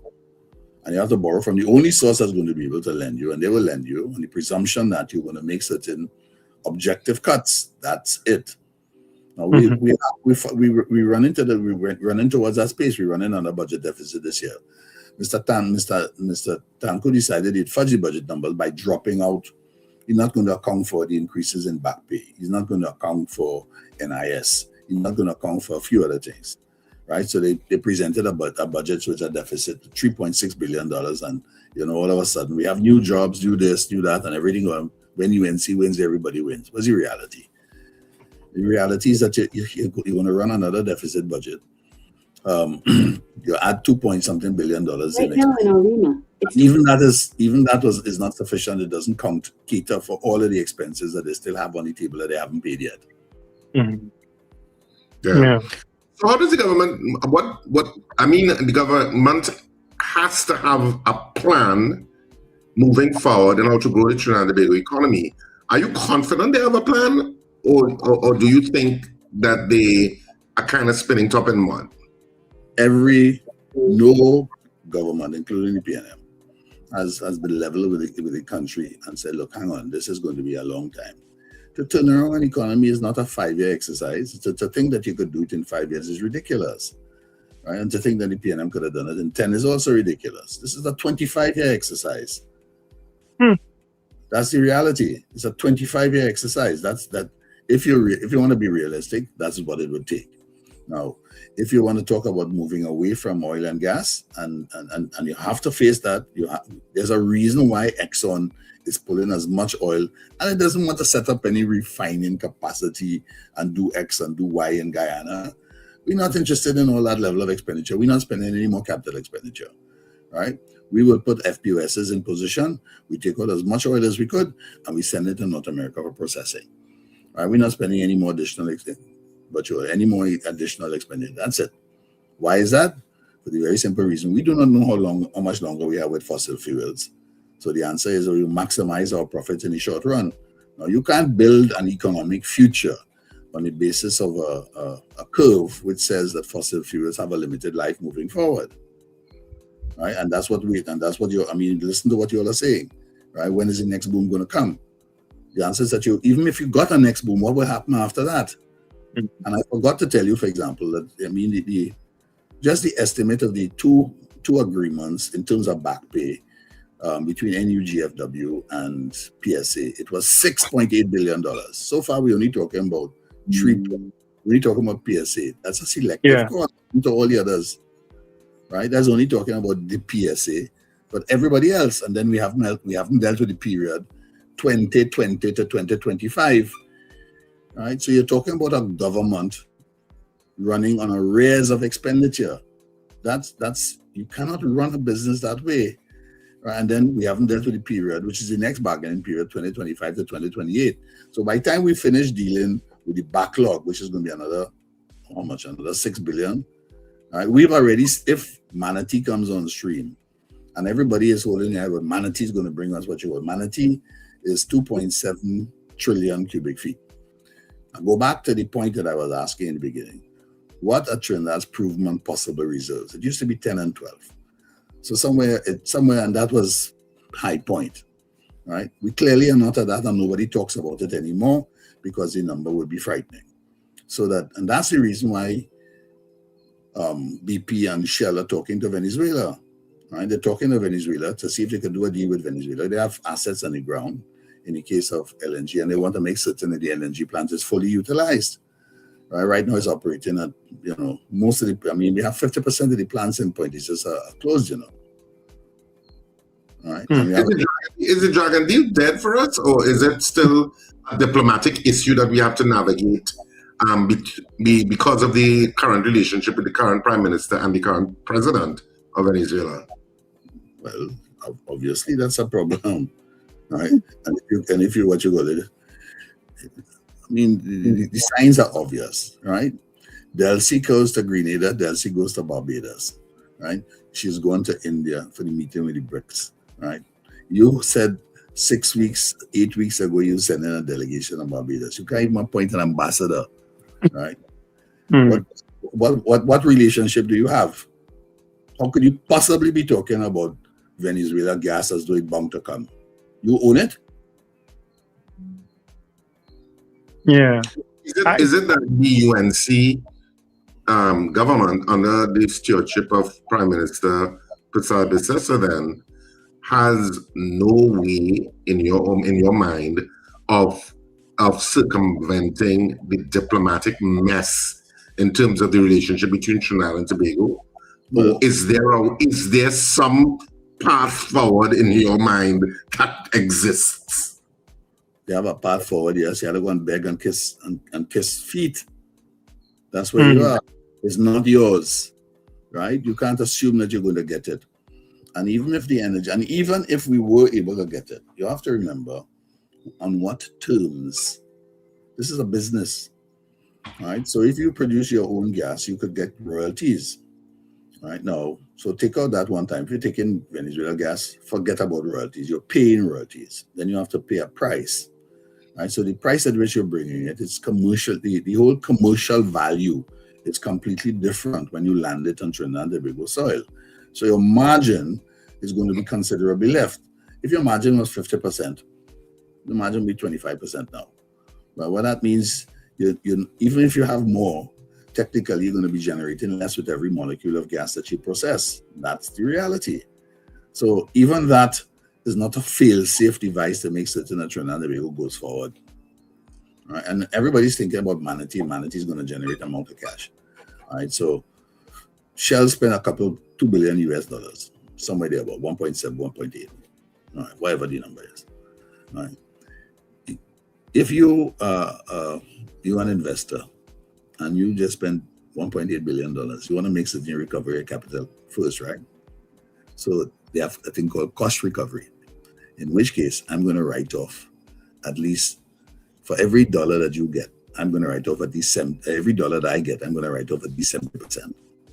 That means you only have 30% of the revenue coming in. So this idea that we have this big windfall coming is ridiculous. That's not going to happen. That's the reality. And the reality is, too, that we have all this backlog in terms of back pay exercises for government employees, 120 employees in the public service, in some different ways or the other. And everybody figure they have their fair share to get, right? And we haven't even dealt with the period 2020 to 2025. How much is that going to be? You think the unions, after you tell the unions, well, I pay in PSA 10, but you will take 5. What do you think the unions are coming to the table with on the next occasion? You giving PSA more than me? There's a question of relativities here. That's not going to happen. So all I see happening is that we loading up liabilities for which we have no revenue to satisfy it, or whatever revenue extra that we get is going to go towards paying off debt. You know, if we could look at the issue of the IMF report, because there was a recent IMF report, and I know the government tried to spin it as positively as they could. What's your take on? I suppose you may have looked at it. Of course, look at it. I wrote about it too. Yeah, what's your take on what the IMF is saying or signaling to us in between the lines? Because sometimes they say it, and sometimes they say it really in the analysis that is not necessarily clear to the average person. So what's your take on how the IMF views us together too with Moody's? Because Moody's also that whole thing with the NGC, and they said they were drawing their accreditation of the NGC because they weren't giving information, and that hasn't really been clear, I think, for a lot of citizens what that means. It's not clear to me what that means. So I don't know if you could explain those 2 points. Well, I'll do with NGC first. NGC is what you call a quasi-government organization. Effectively, it controls 100% of the government organization. It's really I won't call it the de facto Ministry of Energy, but it is. And it's also a cash register. All right. Now, Moody's takes the position that if it is so close to government and in terms of execution of government policy, then whatever happens to the government happens to NGC. So government is clearly on a downgrade path. All right. As long as your budget deficit continues to, what is a rating? A rating says this country is going to be able to pay its debt comfortably with no problem. And that's where your ratings go. And your ratings are falling, saying, well, okay, it's less comfortable, or they're going to have more difficulty in terms of paying the debt, or they're going to run into some issues. That's what the ratings are saying, in effect. So the Trinidad and Tobago government is going to run into a problem in terms of meeting its debt load. That's what effectively is happening. And if that happens, and they continue to increase the expenditure, well, we'll change the rating. Well, that immediately puts NGC in a problem because whatever rating attached to the government attaches to NGC. So they've been attempting to distance themselves from that by cutting Moody's off. S&P might be a little bit more gentle, but ultimately we'll get to the same point. Same thing for Fitch. So even if you have S&P at some stage, and S&P is the only one that gives us an investment grade rating. Everybody else is below investment grade at this point. Everybody else, that's Fitch as well as Moody's. So NGC doesn't want to sink any further. So that's the reason for ditching Moody's. They could treat it as though it's expenditure rationalization, whatever else it was. But what they're attempting to do is to remove NGC from the halo effect that whatever happens to the government happens to NGC. So that was the real move behind it. And that alone tells you something. In other words, you recognize that the financing are not as strong as they would be, and if government would be affected, therefore I will be affected, therefore I don't want to have this to happen. That's the bottom line. All right, that's the reason for it. So are they going to fare any better? Well, we're talking about a marginal difference here. All right, but that margin is important in the sense of borrowing money. Right, because your ratings go down, your interest rates go up, and NGC is a borrowing hub. Anything that it gets into, by the way, who's Shell's partner in Manatee? NGC. Well, you have to cough up cash, right? And if the government is taking all of your free cash and taking it as taxation and dividends to basically help it prop up its financial position, well, then you have to borrow to make the difference, right? And by the way, who is Shell's partner on Dragon? NGC. Right now, to undertake that expenditure, you have to borrow again. So that's the rationale for trying to rectify its rating situation with the different rating agencies. It's a narrow option, but they don't really have too much choice in terms of what they do. Right? Because if you're going to be borrowing on the international markets and to borrow US dollars, you have to borrow in the international markets. Then I have to look reasonably good. Right? My ratings have to look reasonable. So if this is the only shot I have, then it's a shot I'm going to take, which is what they've done. All right, but that's one. And the second question you were asking was the one. The IMF report. But the IMF report. The IMF report. Well, what you call it, they say about you be careful of making a purse out of a sow's ear. All right, the IMF report is not a good report. It says once again that you haven't managed your fiscal expenditure. You don't have a proper situation in terms of how you manage the foreign exchange situation. Yes, you've made some progress, and yes, you've dealt with the national insurance, but you have other measures you have to take, and you have to take those quickly. Right? So there are some positives. Right? You have to remember the IMF is not at war, and the technicians are not at war with any government. Their job is to assess the situation and to give gentle advice. If you're not prepared to take the advice, well, I can't really do anything for you. I could give you advice. And the advice is that you have to fix your foreign exchange situation. You have to fix your investment climate. You have to manage your public deficit position. You have to reduce government expenditure. You can't continue to increase it, right? Which is what they said. All right. So that's a good report? Yeah. I think not. Well, Mariano, when I tell people that we are going to leave this life without any change, without this place changing, basically when you said earlier on that we have to make this turnaround in 25 years, that's the reality. We are going to be leaving this life without any change. And a lot of people don't like it when I say it, but that's the reality. It is not a simple situation. It's a difficult situation. And that's one of the reasons why every minister of finance, Mr. Imbert, was suffering from cognitive dissonance. Right? At one stage, everything's going to be all right. And then the affidavit saying, but boy, things hard, things bad, we're in trouble. Mr. Tankus come to tell us, man, we treat him with everything. Everything is going to go well. Everything is going to be all right. But when you look at the numbers, it can't. Right? Right? What does he do? Well, I didn't account for that back pay. I'm so sorry. Being conservative, I didn't know when it was going to pay, and they signed an agreement literally 2 months after the budget debate. You signed an agreement that basically will cost you $3.6 billion. Hang on a second. And I didn't put any provision for it. Well, where I come from, we call that the fudging the numbers. Okay. Right. Right. And the reality of adding 2.9, well, that's still missing about a figure of about another 3 billion that should be inside. Yeah. Is a devaluation inevitable? The answer to that is yes. It's inevitable. If you're not fixing anything in your revenue situation, not improving, and your foreign exchange situation not improving, how are we going to solve it? Yeah. And this talk of diversification, we haven't heard that word for a little while too. You don't hear that anymore. Well, no. They what you call it on May 31st? No, not May 31st. Somewhere there. Just in early what you call it. They did. The Minister of Industry and Commerce did have a presentation which talked about, they put about 10 things on the table about things that they're doing. But you can't find a copy of that presentation on the net. You could find the what you call it, TNT's recording of it. But to say that they put up, these are the 10 points or these are the 15 points, and they've said this is what we're going to live by and so on. You're not going to find it on the net. You're certainly not on the ministry's website. So there are some. The point is that they are saying it, right?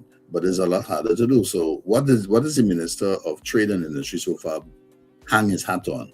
Well, he's going to increase non-energy exports by $5 billion over the next 5 years.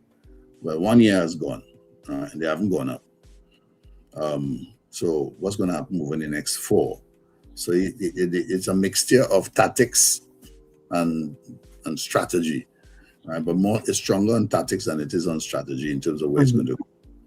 Right? And no policy has to be informed by theory. If your theory isn't right, the policy can't be right. Right? And so far, the theory not working so good. Yeah. Well, Mariano, this is why we're going to have to leave it this morning because we're now back on news time. I'm sorry that you asked me all these hard questions. Made me sound such like a prophet of doom and gloom, but that's the reality.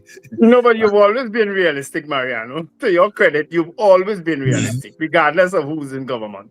You've always been realistic. Well, yeah. Nobody likes to hear bad news. But, so the answer is that you could focus on the things that you want to do and where you're going to go towards getting them. But that progress is slow. And that's the point. Everybody expects some overnight success. And this success is going to take a long time to come. Yeah. So we could, the people who are looking at the horizon, the Venezuelan horizon, can avert their eyes now. That's not happening unless, as you say, you go cap in hand and beg. Well, even if cap in hand, it's going to be, it's like the situation with Iran and the United States in the Gulf. Who is winning? According to Mr. Trump, we have done everything. But the reality is the Iranians are on top. That's the reality. Yeah. Yes. And that's exactly the situation where the Venezuelans are on top. You have to deal with that. Yes. Anyway, thank you so much, Mariano. Again. Thanks so much for your insight, your valuable insight into analyzing these issues for us. Yeah. Thank you so much. All right. Of course, that was Mariano Brown. Well, you heard it from the expert. We could just give you the information, and he gives it to you as straight as you could get it from anybody. Yeah. You understand? Brace. I tell all you, we're going out of this life. And yeah, people, we're going for the news. You don't like that yet? Zero.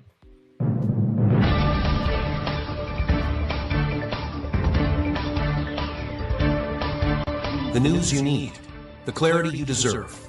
Local, regional, global. This is Net Radio News Now.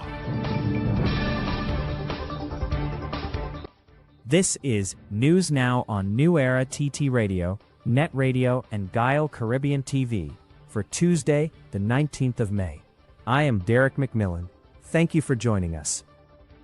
Defense Minister Wayne Sturge is threatening legal action against opposition MP Marvin Gonzalez over comments made at a recent political meeting. In a pre-action letter, Sturge's attorneys claim Gonzalez made defamatory statements that suggested the minister attained office through improper or criminal means and was unfit to oversee national security. The legal team says the remarks were made at a public meeting in San Juan and were live-streamed on PNM's social media platforms, causing serious damage to Sturge's personal, professional, and political reputation. The attorneys are demanding a public apology, retraction, removal of the statements from online platforms, and compensation. They have given Gonzalez 14 days to respond, failing which defamation proceedings will be filed in court. 42 preventive detention orders have been issued under the state of emergency regulations targeting alleged gang leaders, shooters, enforcers, and criminal operatives across Trinidad.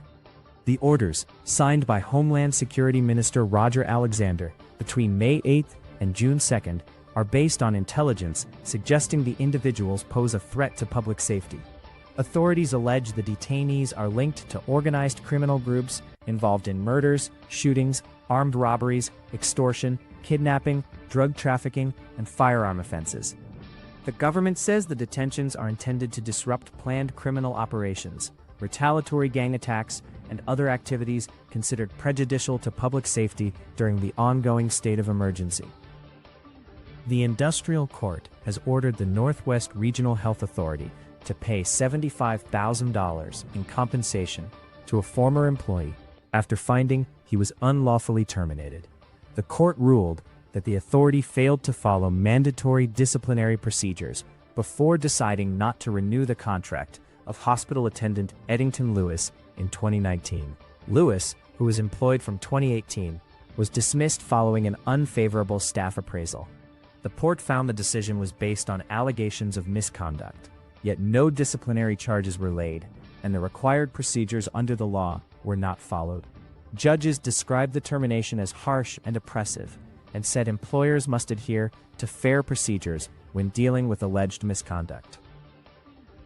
Chronic staffing shortages within the prison system are compromising officers' ability to prevent violence and protect inmates, according to Prison Officers Association President Gerard Gordon. His comments came following the death of 48-year-old Christopher Banfield at the maximum security prison in Aruca.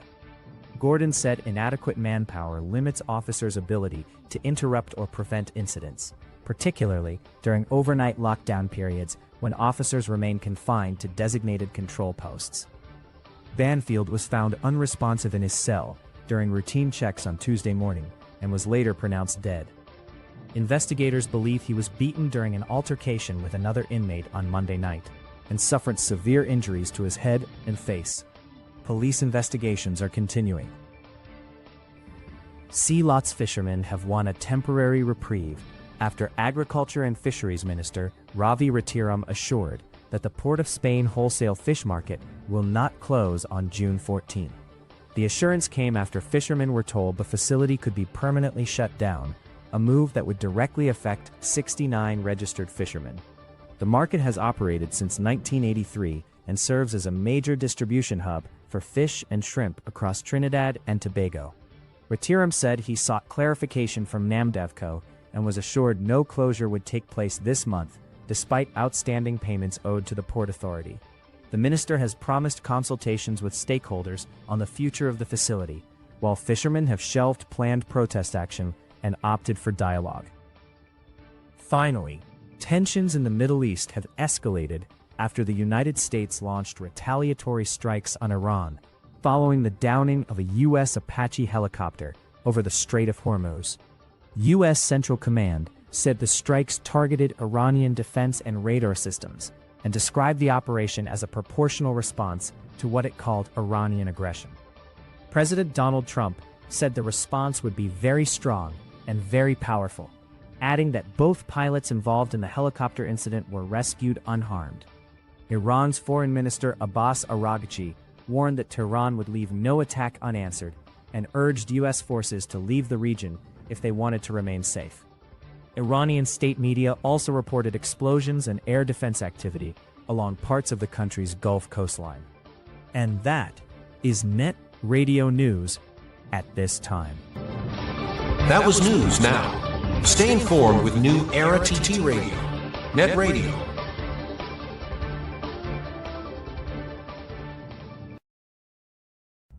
Welcome to Inside the Net on New Era TT Radio, NETT Radio. Our daily insights as we count down the journey to FIFA World Cup 2026. Here is today's insight. Since 1930, dozens of nations have competed for football's most prestigious prize. But only a select few have consistently risen above the rest to become true giants of the FIFA World Cup. No nation has enjoyed greater success than Brazil. Known for its flair, creativity, and attacking style of play, Brazil remains the only country to have appeared in every FIFA World Cup tournament. With 5 World Cup titles, Brazil has produced some of football's most memorable moments and continues to set the standard for excellence on the world stage. Germany has long been admired for its discipline, consistency, and competitive spirit. Whether competing as West Germany or a unified Germany, the nation has repeatedly demonstrated its ability to perform under pressure, reaching numerous finals and lifting the trophy 4 times. Argentina has given the football world unforgettable memories and some of the most passionate supporters in the sport.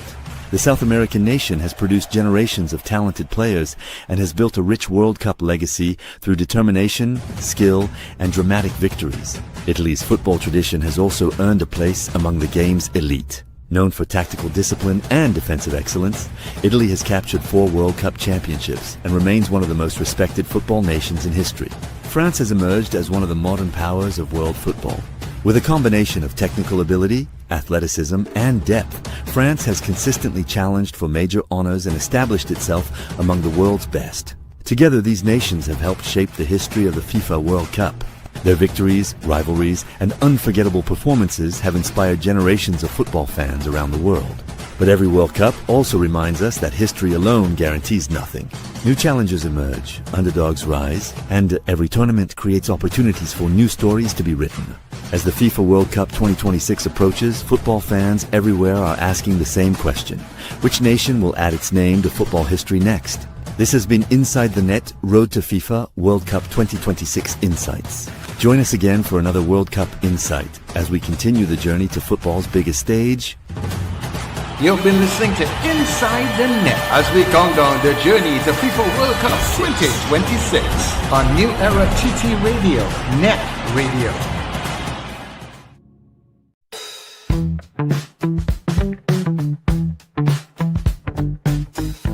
S&H Rumbox, 137 Western Main Road, St. James, for all your retail and wholesale needs for alcohol and non-alcoholic beverages.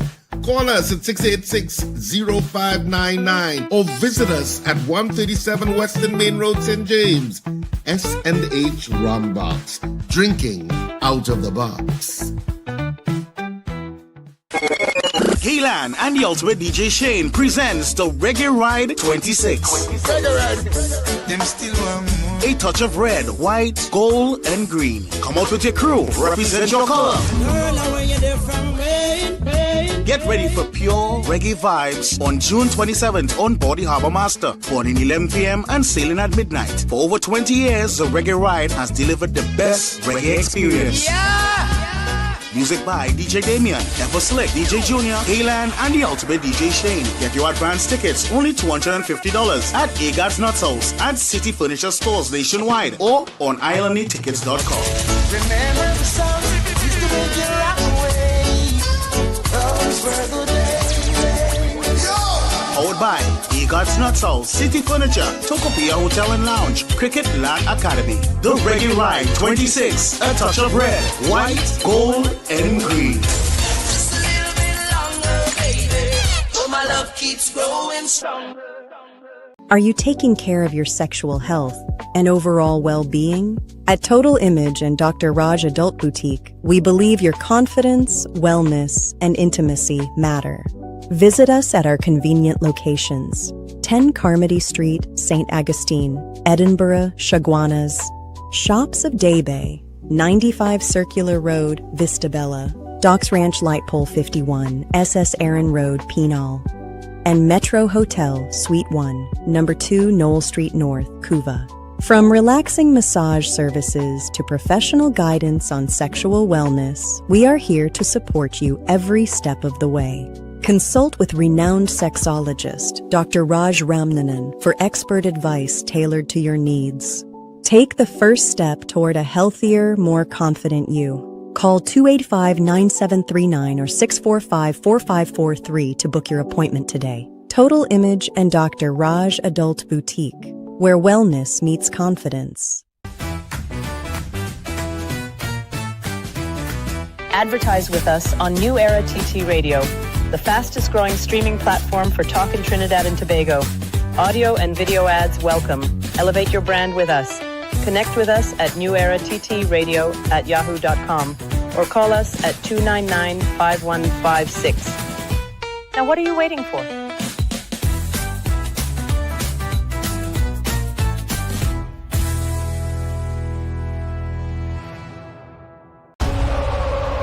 Get ready. The road to football's biggest stage starts right here on Net Radio and Guile TV. Join us for Inside the Net, the road to FIFA World Cup 2026 Insights. Every weekday, take a journey through World Cup history, legendary players, unforgettable goals, football's greatest nations, rising stars, iconic stadiums, and the stories behind the beautiful game. From Brazil to Argentina, Germany to France, and every nation chasing football glory. Join us daily at 7:55 a.m. and 11:55 a.m. Don't just watch the World Cup, live the passion. Inside the Net, road to FIFA World Cup 2026 Insights.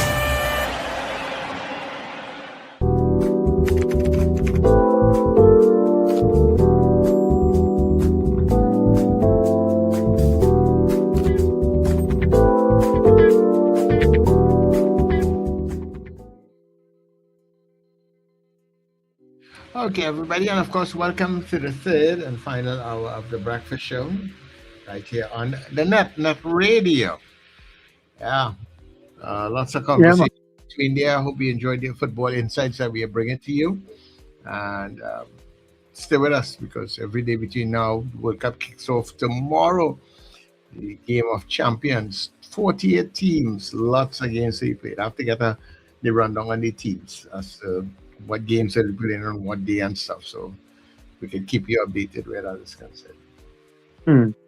Yeah. All right. Morning to Shy 920. I guess you're new to the show or new to the chat. Thanks for joining us. And of course, for all the people who would have made the comments and suggestions for questions during the stint with Mariano Brown. Lincoln said any party would do well having someone like him. That's why he was brought in by the PNM through Patrick Manning. But of course, Mariano is the type of person who speaks it as he sees it. And maybe he's not politicians. Some politicians don't like the way he speaks.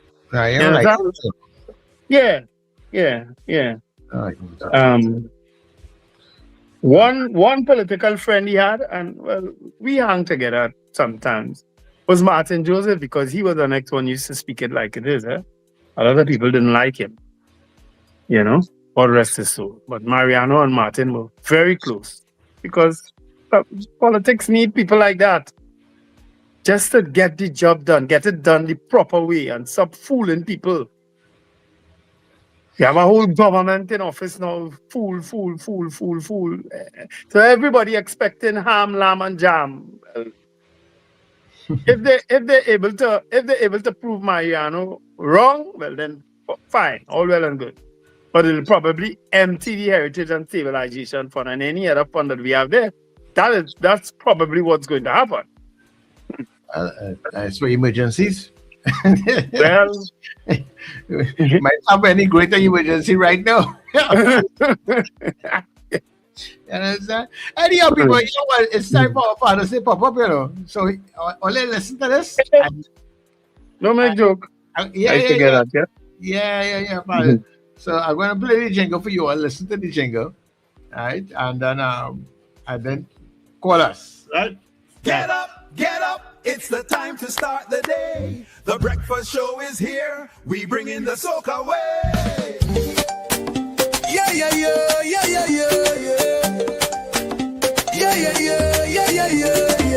Wake up, it's a brand new dawn. The breakfast show got the vibes turned on. From Maracas Bay to the Savannah line. Let's start the day in Caribbean prime. Oh, don't think you want to sing the whole jingle. Right? So any part of it, when they're kicking up with this idea, right? We're gonna tie it into Father's Day. We're gonna make it work one way or the other. Right? Yeah. Sing the jingle now, man, and all your name will go into a box, a bag, whatever, and get a chance to win a Father's Day prize. Father's Day is not this Sunday, right? It's the following Sunday. Yes. Not this Sunday. Is it? No, the following Sunday. Okay. Yeah. All right. So we have lots of time to do the Father's Day thing. Right. So yeah. Get your name in the box. So give us a call, 281-1315-299-5156, right? Call us, see what you can do with the jingle. Get up. The breakfast show is here. You know, I don't care. Yeah. Oh, my word. But yeah. People listen to this thing for more than a year now. Come on. They must be able to sing that. Well, you find out. So that is what you have to do. Sing some part of the jingle for us for Father's Day. And I know you can probably use the jingle and sing it for your daddy. Any which way you can do it, you know what I mean? But yeah, give us a call, 281-1315-299-5156. Right? And get your name inside early. Mr. Grant collect his prize already? He came? No. Mr. Grant didn't come. Fran Romani didn't come. And well, Robert Taylor will. I think his wife is coming to Trinidad soon, and she'll come for his. Okay. All right, okay. Hello, good morning. Hi, good morning. I'm on my way out. I'm not calling for no jingle. But then you're calling us at the wrong time. Oh. Yeah. So we taking Father's Day calls now. Yeah, we can't have everything, you know. We deal with the Father's Day promotion. So, yeah, and a female could win Father's Day like our male win Mother's Day. Eh? Yes. Mr. Grant is who won Mother's Day. Gender friendly. Contest, eh? Yeah, they're friendly. We are very gender friendly, so come on. Yes. Unisex bathroom. Oh Lord, the amount that are going inside of these days, eh? Everybody bathroom now is a unisex bathroom when you travel, you know. Yeah. Well, you know, on a plane, you know, that's something I always wondered. On a plane, you know, everybody uses the same bathroom, right? Yeah. There's no male or female on a plane, eh? Right. But yet still they insist on male and female bathrooms when you go some places. But on a plane, everybody uses the same bathroom. And Lord knows, I think I went on the tiniest bathroom on one of them small American Airlines plane the other day. It is, you have to bend down to even stand up. Yeah. It's how some of them, I mean, oh my word. You have to bend to even stand up in the bathroom. Where they have them situated, yeah. If you put on 5 extra pounds, you can't go inside. Oh Lord, you can't close the door. Yeah. So come on, people, come on. Let be part of the Father's Day. You know, we always have a nice time for Father's Day, Mother's Day. We love everything here, you know, just like a holiday. So yeah, just sing some little part of the jingle. Even if it's the opening line of the jingle. Yeah. Wake up, it's a brand new day. The breakfast show. You see, again, all some lines are ready for the thing. Come now, man, all call in and sing the jingle. Day. The breakfast show, me and Father's Day. Yeah. It's tempo in one. Yeah. We're going to have a good time. Get mom to make something for him so you get wine and dine. With the thing. Better you call in, Sir Charles. Hello, good morning. Good morning. Morning, Mr. Grant, how are you doing? Mr. Grant, how's things going? We good. It's You're competing for Father's Day? Yeah, but I want to do some honey and things. That's all. No, you have to drink honey. Just go ahead. Sing. I ain't got the real thing yet. I want to sing, right? Mm-hmm. All right. And yeah, when my first buyer tomorrow, we can't come. I had to come in town for that boy's funeral. So I say it's 10 o'clock. Okay? All right. Okay, cool. All right. So you called it. He ain't called us in then. No, he ain't called us in. He just called Chat, man. Yeah.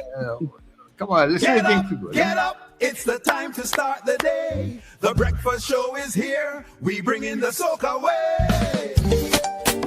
Yeah, yeah, yeah, yeah, yeah, yeah, yeah. Yeah, yeah, yeah, yeah, yeah, yeah. Wake up, it's a brand new dawn. The breakfast show got the vibes turned on. From wake up, it's a brand new dawn. The breakfast show. We got the lime turned on. Yeah. Hey, we got the lime turned on. I don't forget any damn thing, yes. From Father's Day, I'm heading out, I'm going on lime. Nobody don't call me because I ain't coming back by a certain time. All right, okay. All the same time warm up with the breakfast show jingle giveaway as yet. But all try and get involved, so we could give away some stuff, Yeah. Mm-hmm. All right. Well, we are leading the breakfast show. Right. Because I ain't seen nobody. Somebody. Yeah. We ain't stressing. All it so don't like Father's Day, boy. All it so have a problem with Father's Day. All they wouldn't even call in, boy. Oh. Why? See why man is having hard, boy? No, Lord. I have a question. Good morning. Morning, gentlemen. Good people. Morning. Yeah, I want to try my voice this morning. Yeah, man. I love that. Go ahead. Yeah, man. Let me get this show going. Yeah. Wake up. It's a brand new day. And I'm adding my words. Go ahead, man. Wake up with the brand new day. Get up for the best trio for the new Father's Day. That's as far as I can go. Yeah, but there's a start, Captain Ron. Well, you make an effort. Yeah, there's a start. Yeah. Thanks very much, Captain Ron. Yeah, you show supplicants. Get up. It's a brand new day. Yeah, all right, then. Yeah, man. So it's as simple as that. Exactly. 281-1315. 281-1315. That's the number to call. Call and sing. Sing the jingle. Even if you're singing part of it or you're extempoing on it, just sing the jingle. Yeah. It's a jingle we all have been hearing for more than a year. You can talk it. Wake up. It's a brand new day. The breakfast show on Father's Day. Yeah, you can do it like that. So you don't feel like, according to Mr. Grant, you have the honey in your voice. We don't want to interfere with your diabetes either, so yeah. Come on, you can just talk it, recite it, sing it, and as Captain Ron showed you. Extemporate. Yeah, you use the imagination, change up the words, put anything that you want to put in between it, and just make it happen. All right? Wake up, it's a brand new day. The breakfast show is here to stay. All right. Hello, good morning. Get up, it's wake up. It's a brand new day. You don't know. Breakfast show here. #1 NETT radio. It's Sir Charles, Richard and Sir Charles. Happy Father's Day to everybody. So, all right. So, Susan, that is your contribution for the giveaway, right? Nice. Short and sweet. Okay, no problem. Right, we put it inside. So we have Susan and we have Captain Ron today. Nice. One more. I don't know how. I think the Friday next week is a holiday, Yeah. Is it? The 19th? Yeah. Is next week? Oh boy. Yeah. So we get our next holiday coming up. So we're doing the draw on the Thursday. Right? Yeah, so we do it on Thursday. Mm-hmm. So, I want one more person. Come on, man! All the listening, I've seen all over the globe. And you could call in from regardless of what is wherever you are. If you're by Manish up there in Japan, or Fifi in Ethiopia, anywhere you are. I see somebody on the graph also in Switzerland. We had 2 persons out there in Switzerland listening. You can call us, man. Right? I need one more person. Give me one more person for today. Make me feel happy. Play it again. Play the jingle again for them, Sir Charles. All right, jingle time. Jingle time. Get up. It's the time to start the day. The breakfast show is here. We bring in the soca way. Yeah, yeah, yeah, yeah, yeah, yeah, yeah. Yeah, yeah, yeah, yeah, yeah, yeah, yeah. Wake up, it's a brand new dawn. The breakfast show got the vibes turned on.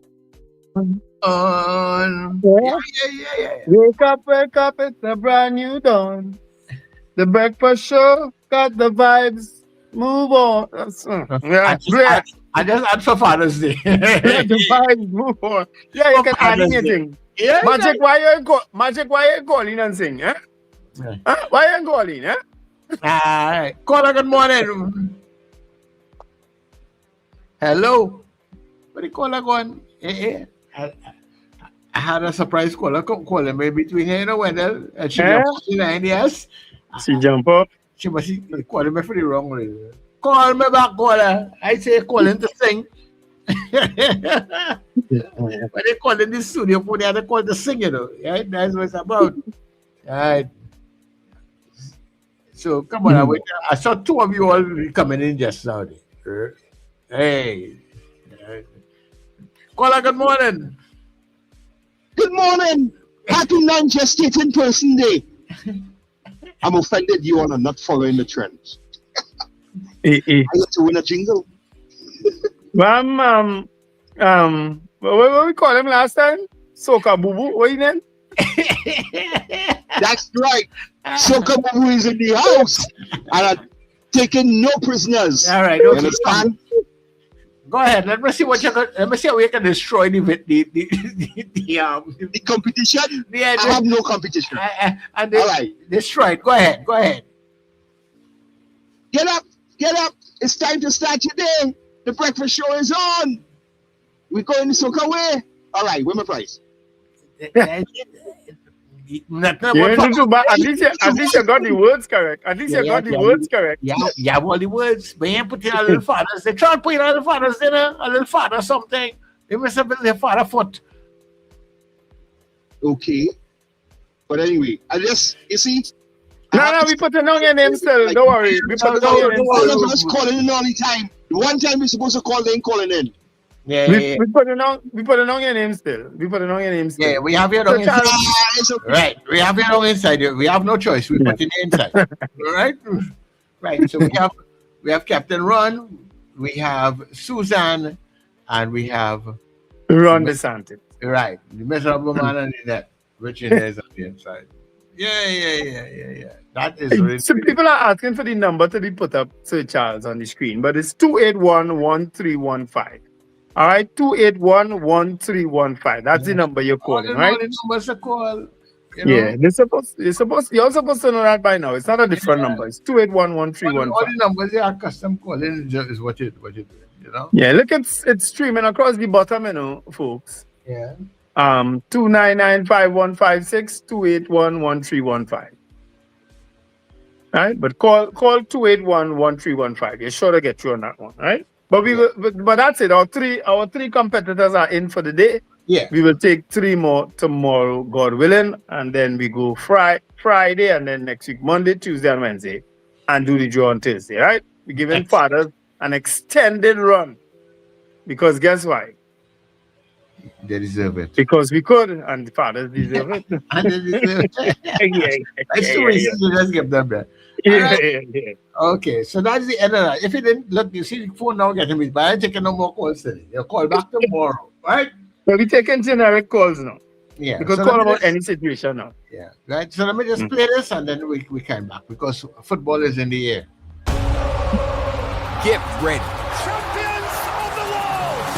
The road to football's biggest stage starts right here on Net Radio and Gael TV. Join us for Inside the Net, the road to FIFA World Cup 2026 Insights. Every weekday, take a journey through World Cup history, legendary players, unforgettable goals, football's greatest nations, rising stars, iconic stadiums, and the stories behind the beautiful game. From Brazil to Argentina, Germany to France, and every nation chasing football glory. Join us daily at 7:55 a.m. and 11:55 a.m. Don't just watch the World Cup, live the passion. Inside the Net, Road to FIFA World Cup 2026 Insights.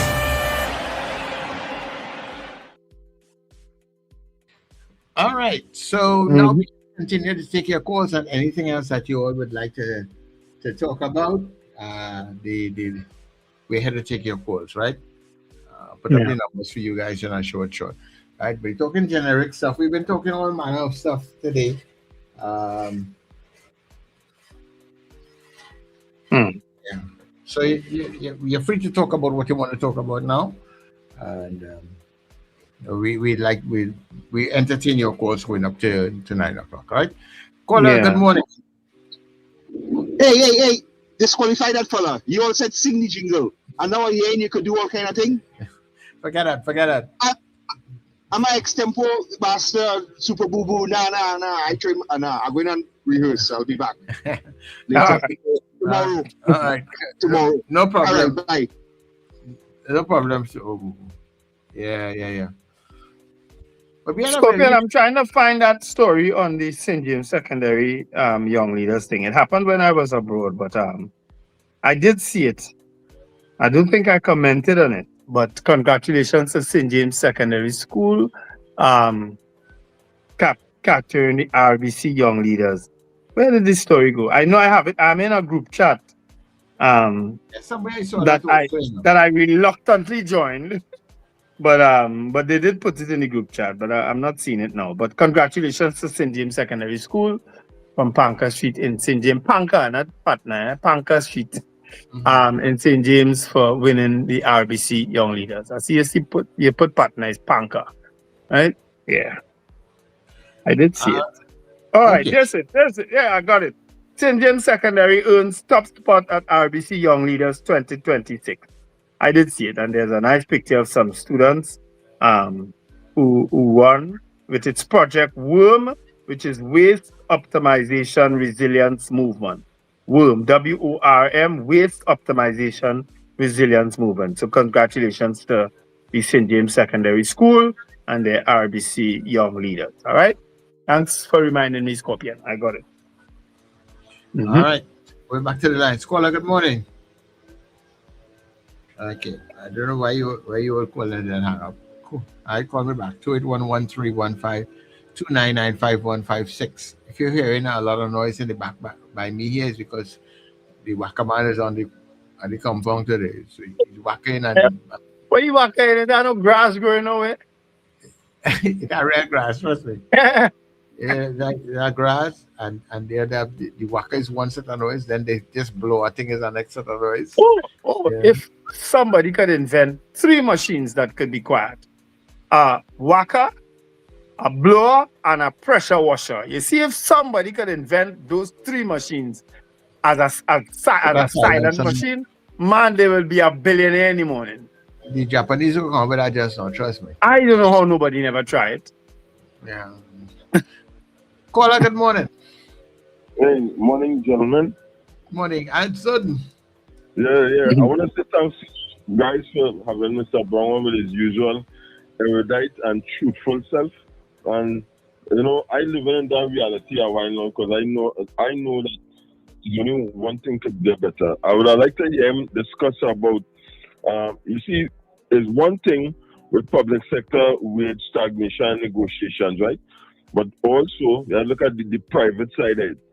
And if the environment for business is not good, there's 2 things happen. Private sector wages also become stagnant, and private sector workers are the first to go. And they don't really have the same amount of protection like public sector workers. You know what I mean? Yeah, you're right. So in terms of that part and the economy, because that's a big part of it. Because if the, like you said, the Ministry of Trade and Industry want to drive $5 billion in growth in terms of export, in the economy. These people is who they want to have the confidence. Is not just to target them simply as investors in political races and so on. And you're hearing these stories because you hear Mr. McLean in Tobago's statement, right? And Mr. McLean in Tobago and the Tobago Chamber of Commerce personally, somebody always should really try and get their perspective. You know what I mean? Well, I heard them talking on other media and thing, and they are concerned. And once the private sector decides to withdraw from an economy, together with stagnation on the government side, that is really troubling for our small economy. So, you know, I'd just like to get Mr. Brown's perspective on that. But great as usual, gentlemen. I appreciate it, and I will continue to appreciate him for speaking the truth to us and about the reality of our situation that plenty people want to try to avoid. That's all for your opportunity. All right, thank you. So it looked like we have to, at this particular point in time, look for 2 more wars to start somewhere else. No, but the war there ain't helping us, you know, because the price may be going up, but we don't have the production capacity to earn the kind of money that we should be earning. That is the problem. You understand? We're just not producing enough. And that's basically because of what the refinery, we closure the refinery and stuff. But even prior to that, I mean, the refinery was running at a serious loss there. $2 billion every year. You know, so even that, I don't know if that would have helped at this point in time. We were already at such a loss, you know. Low production levels. Caller, good morning. Good morning, gentlemen. Morning, Miss Sampson. I don't know when on God's green earth Trinidad will use the laws in the book. I sent a video for you, Chelsea. That is squatters that threw all that rubbish and blocked a whole lane in San Fernando. Mr. Paris went and cleaned it. You can't just go and clean it. Set an example. Put down some fine, some jail time with short payment. Squatting is done illegal. And then littering is illegal. And you just go and clean it just so and leave them to throw more rubbish again? Good God. When I say San Fernando is in a hot mess, Chazzy, watch a video, we'll see how much rubbish. Now they had to pay a truck to move the rubbish. And the squatters sit down there right in front of the gap, you know, they block a whole lane. Dive down on the waterfront. It's just getting ridiculous. If littering is illegal, or God implement it, charge somebody, set an example. You all have a good day. I'm just sick of my city. Thanks very much, Mr. Sampson. I can understand what you say. And you see, that is why sometimes we watch and we look at places, we look at Japan and other places and stuff and see how they take care of the environment. But that came with very strict enforcement of rules and laws, you know. If they didn't have that to train up the people to do that in the beginning, they would not have had all of that. And they had to put all those things in place, because if you leave people to their own devices, they do all manner of things. And it's not just the laws, Sir Charles, it's the culture that they grow up with in class, in very early stages of schooling. They teach children about cleaning and about discipline, about cleaning. They teach them that, you know, on a daily basis. You know, children clean the classrooms. With school right now in Trinidad and Tobago, I mean, just use Trinidad and Tobago. Do they make children clean the class when they finish? Teach them that. No, they don't. Maybe they have. Maybe there are exceptions where teachers would say, listen, children, let's tidy up. Let's make sure the class is clean, you know, before we leave. But generally, you walk out the class and let the cleaners come in and clean it. Caller, good morning. Hi, it's me again. Good morning. You know, Mr. should have been an independent counselor, you know. Nobody would have anything done wrong. I feel sorry for her. She complaining, PNM in power, nothing. UNC in power, nothing. But the best thing now after that is independent. But Samson, you're working hard and they still ain't getting your satisfaction. That is so sad. Anyway, so 2 points I want to make. Let me just comment on the cleaning of a classroom. Long ago, when I used to teach, they had to pick up everything on the floor. You know what they used to tell me? So that cleaners for, what they paying cleaners for? They don't know, spit it out. And I could just imagine, no, them doing nothing because they use the same phrase. What are cleaners for? And that is so wrong because they're growing up home doing the same thing. Have the home untidy and the school surroundings untidy. But anyway, on a lighter note, when I remember last year, I like your wallpaper, whatever there was there. Sunday night, I woke up after 10 in the night and I can't sleep no more because I slept all afternoon. And I just switched on YouTube, going through things, and I saw Sir Charles, I saw your good friend, Wall Street, on some program that probably on a Sunday in the afternoon. Professor Wall Street and some other man named Tommy. And when he had the same wallpaper. It's a background, you know. It's a background image that you could choose, you know. Yeah, but I said, but look at that night, terrible was his, and he had the same thing.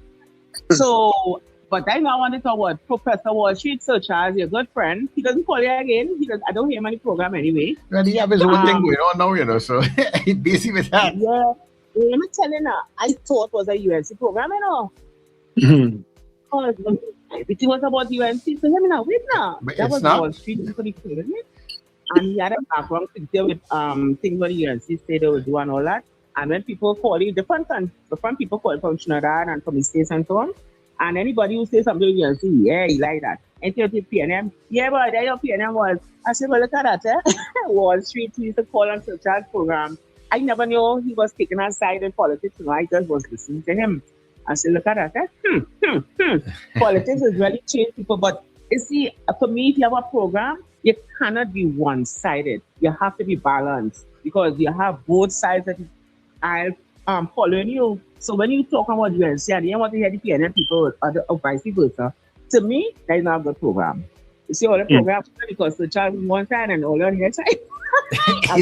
You put me on that side now. I got it. I am one side. That fella is a bitter guy. He is bitter. And he wasn't always like that. I met him, I limed with him already in Miami, you know. He met myself, he and Darian, we limed together, you know. And he wasn't always like that. I don't know what happened, he fell out with clearly, I guess it's Dr. Rowley. Yeah. You know, because he was a big fan of Dr. Rowley too. And I don't know what happened, and he just got very bitter. So much so I don't read what he says. I don't follow nothing he says anymore. Because I could do without that kind of bitterness. You know what I mean? Yeah. And insult something. I could do without that. But so each his own. But going back to the cleanliness thing, you know, everybody knows I'm a regular traveler. The flight attendants would walk through the plane, Sir Charles, with a garbage bag, picking up stuff, asking, they actually tell people, garbage, anybody have any garbage to throw it? And they would walk through the plane every now and then with that. And Sir Charles, that flight will land, and you would get up, and you would be walking on that plane, and the amount of rubbish you would still see where people were sitting. That does amaze me, especially in business class. Well, like the dirtier people, I wouldn't say nasty, the dirtier people is traveling business class. Everything must be on the ground. Yeah. You understand? It is amazing. I shake my head sometimes. I say, my God, people, and it's people from all over the world are talking about that. I don't know what here. And sometimes, I mean, it's not to say that they don't know. I mean, like, we have, like, okay, like in our area here, we have it used to be a lot better, but we still have a pretty decent collection of garbage. It comes 3 times a week. And we tell people, you know, bring out your garbage, you know, either the night before or early in the morning because the truck will pass between 7 and 8. And after the truck pass, pick up all this stuff, you will see people now coming down. Coming out with garbage. Oh, God, yes. That's a regular thing. You know, that's a regular thing in communities. Yeah. You know. Mhm. So when you put it Very out there, good. now, the dogs or anything want to interfere with it after that, you know. I don't know. So, People, so Charles, even chickens now just be picking at their garbage. I everybody have a looking for video food. of chickens. People couldn't believe it. They said chicken. I said yes, chicken. In a street in St. Jean. Scatter in the garbage, you know. Scatter in the garbage, no. Yeah. Oh my word. Oh gosh. Precious Song, good morning. Good morning, gentlemen. Mm. I'm forced to call because I was listening to this discussion on cleanliness.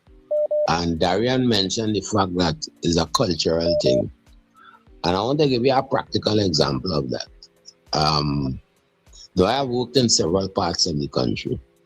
And I recall when I went to Point 14 had a reputation among regional corporations of being the cleanest regional corporation.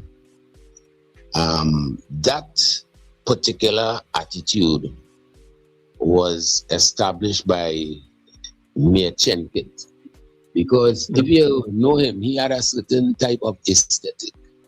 He was basically an engineer working at Trinidad, and he had access to a lot of waste material, metal pipes, and all sorts of things, boys and what have you.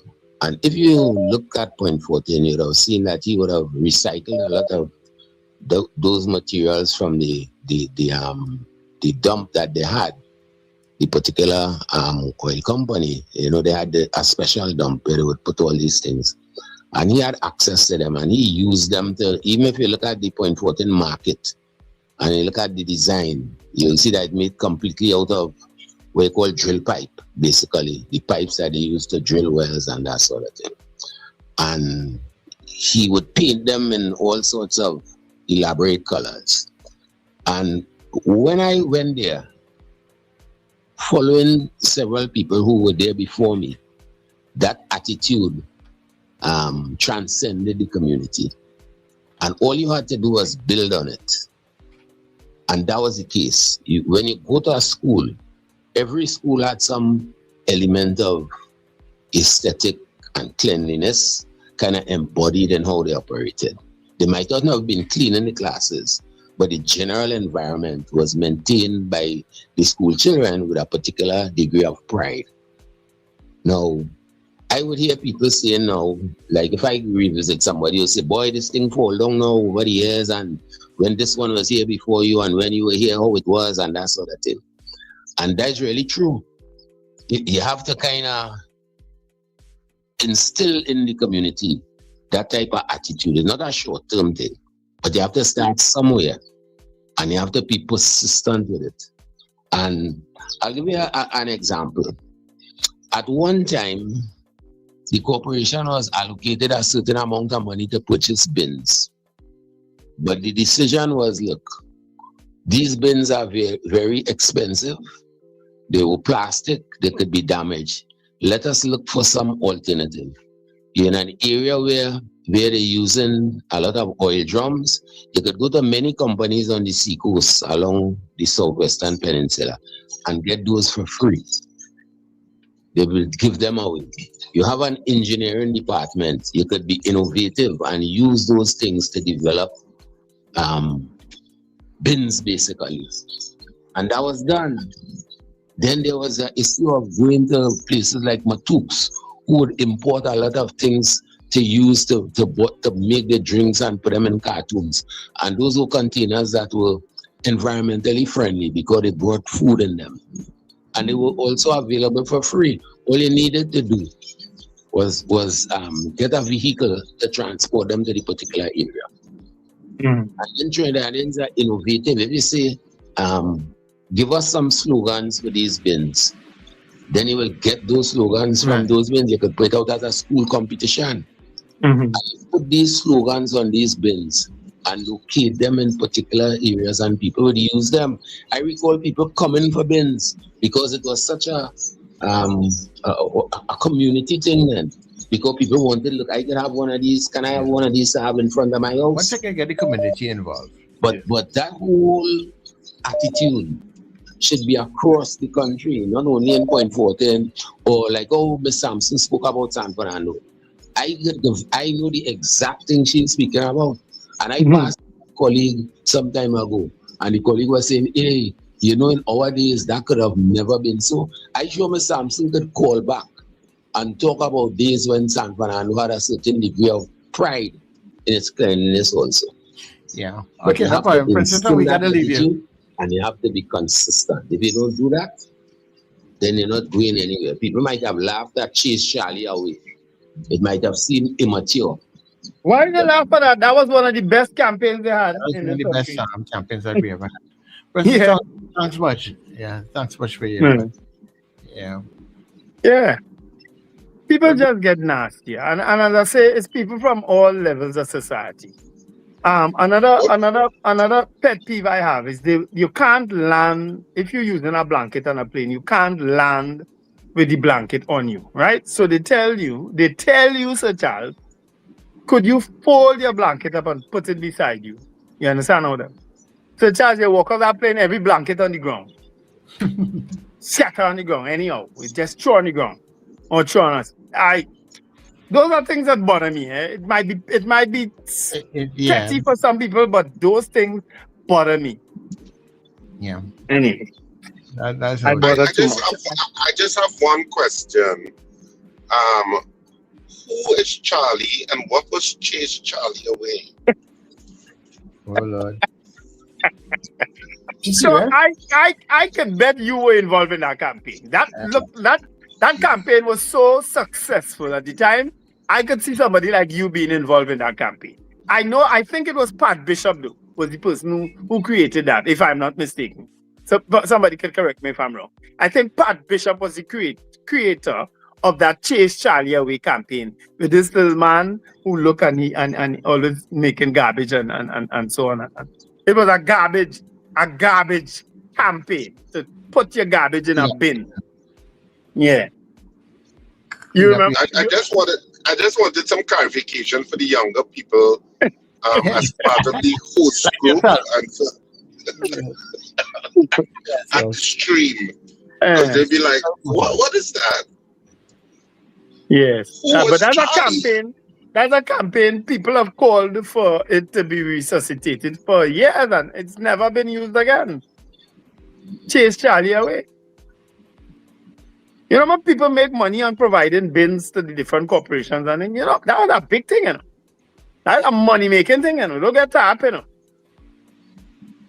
Well, up to now, we have never, I don't know what it is, but Trinidad and Tobago and the provision of bins at however many meters that is the required international standard for cities and towns. But there is a lack of bins across the country, and then you want to talk about people litter. So, Richard, you know there are very little bins in Japan.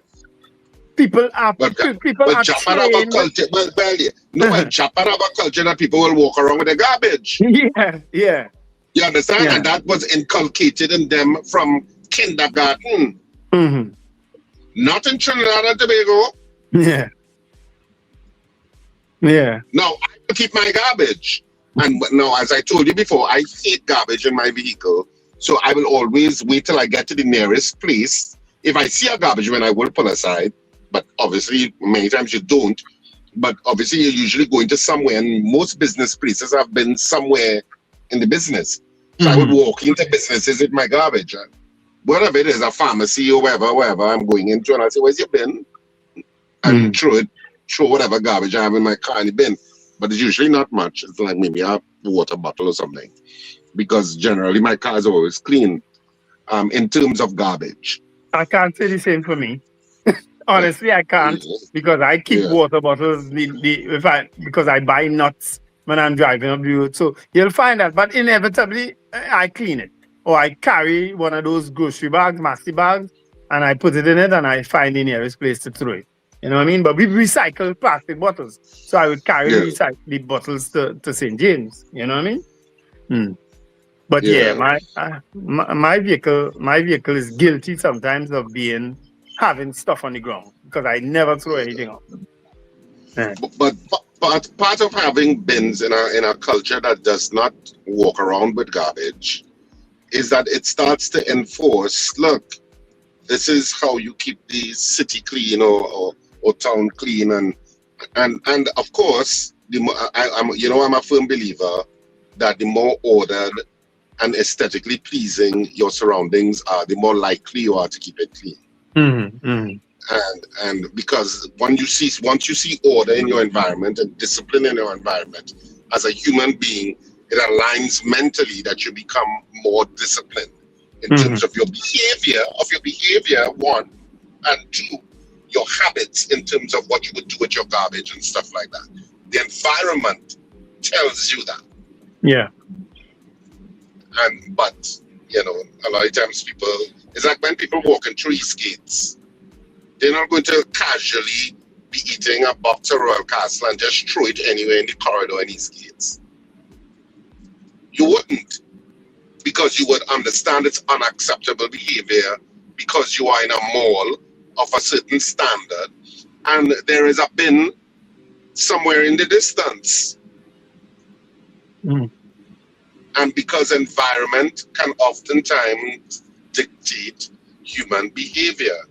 And I wish politicians would understand that in terms of understanding why it's important that cities and towns and villages look a particular way and be organized in a particular way to encourage the kind of discipline in terms of human behavior.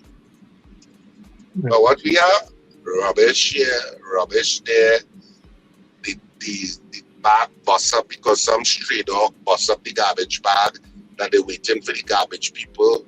And and beyond that, you have homeless people who digging up in the garbage, so the garbage gets spewed, and then somebody had to come, and if it gets spewed, the garbage truck people ain't taking it up. That is a big problem right there. Yeah, they're waiting for the street people, hopefully, to come and clean it up, or magically they hope it will clean up itself. Mm-hmm. That's what we live in. Yeah. And the politicians and councillors don't really push. Well, maybe they push, but there's no funds, or I don't know. Anyhow, guys, that's where we're going to leave it for today. Man. Let me just let people know that the World Cup kicks off tomorrow. And of course, 1 minute there, Wendell. Started off with Mexico playing South Africa tomorrow. That's in Mexico City Stadium. And that's at 3 p.m.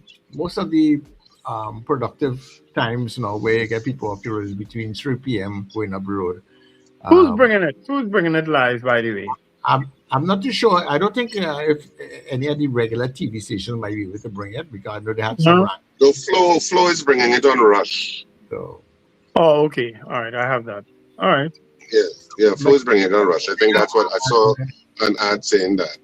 Well, I have to support. I'm sorry, I have to support Mexico because that's the CONCACAF region. Mexico playing who? Mexico is playing South Africa, and South Korea is playing the Czech Republic tomorrow. Okay. Well, I already don't care who wins. I support the CONCACAF. Whoever match playing, what is the CONCACAF region? I support that. You're supporting CONCACAF. All right. I'm not so invested. Whoever win. You understand? That's how I'm looking at this whole thing. Whoever win. Yeah, whoever win. May the best team win. I'll enjoy all the matches. All right, folks, have an absolutely wonderful day. Remember to let go and let go. Writing it right there. Theater is all people.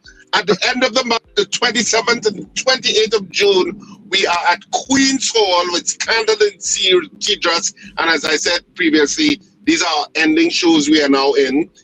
So we have been to Queen's Hall yet, and people have been clamoring. So we're finally at Queen's Hall on Saturday the 27th at 8:30 p.m. and Sunday the 28th at 6:30 p.m. You should not miss it. Tickets will be on sale shortly at the Queen's Hall box office. Even though I said, usually we open box office on the Monday, once Queen's Hall has the tickets, they start to sell it. So they should start selling shortly. And of course, tickets will also be at the outlets shortly. Yep. And then, of course, the following week, the 4th and 5th of July, we are in Naparima Bowl in San Fernando. And as I said, these are the ending shows in those areas. So this will be some of the final opportunities for you to see Scandal in Cedrus, which you should not miss. All right. So, of course, you have been listening to netradiott.com. You have been listening to Net Radio on YouTube and on Gael. And we thank you. We know you have a choice, and we're glad that you chose us. So you can continue to listen to the excellent programming throughout the day on netradiott.com and on Net Radio Trinidad on TuneIn on your smart devices throughout the day. Have a fantastic day, people. It's midweek already, believe it or not, so put a smile on your face. Have a fantastic day. Whatever you do, remember to smile and laugh. It's great for your health. All right. This has been The Breakfast Show. Get up, it's the time to start the day. The Breakfast Show is here. We bring in the soca way. Yeah, yeah, yeah, yeah, yeah, yeah, yeah. Yeah, yeah, yeah, yeah, yeah, yeah, yeah. Wake up, it's a brand new dawn. The Breakfast Show got the vibes turned.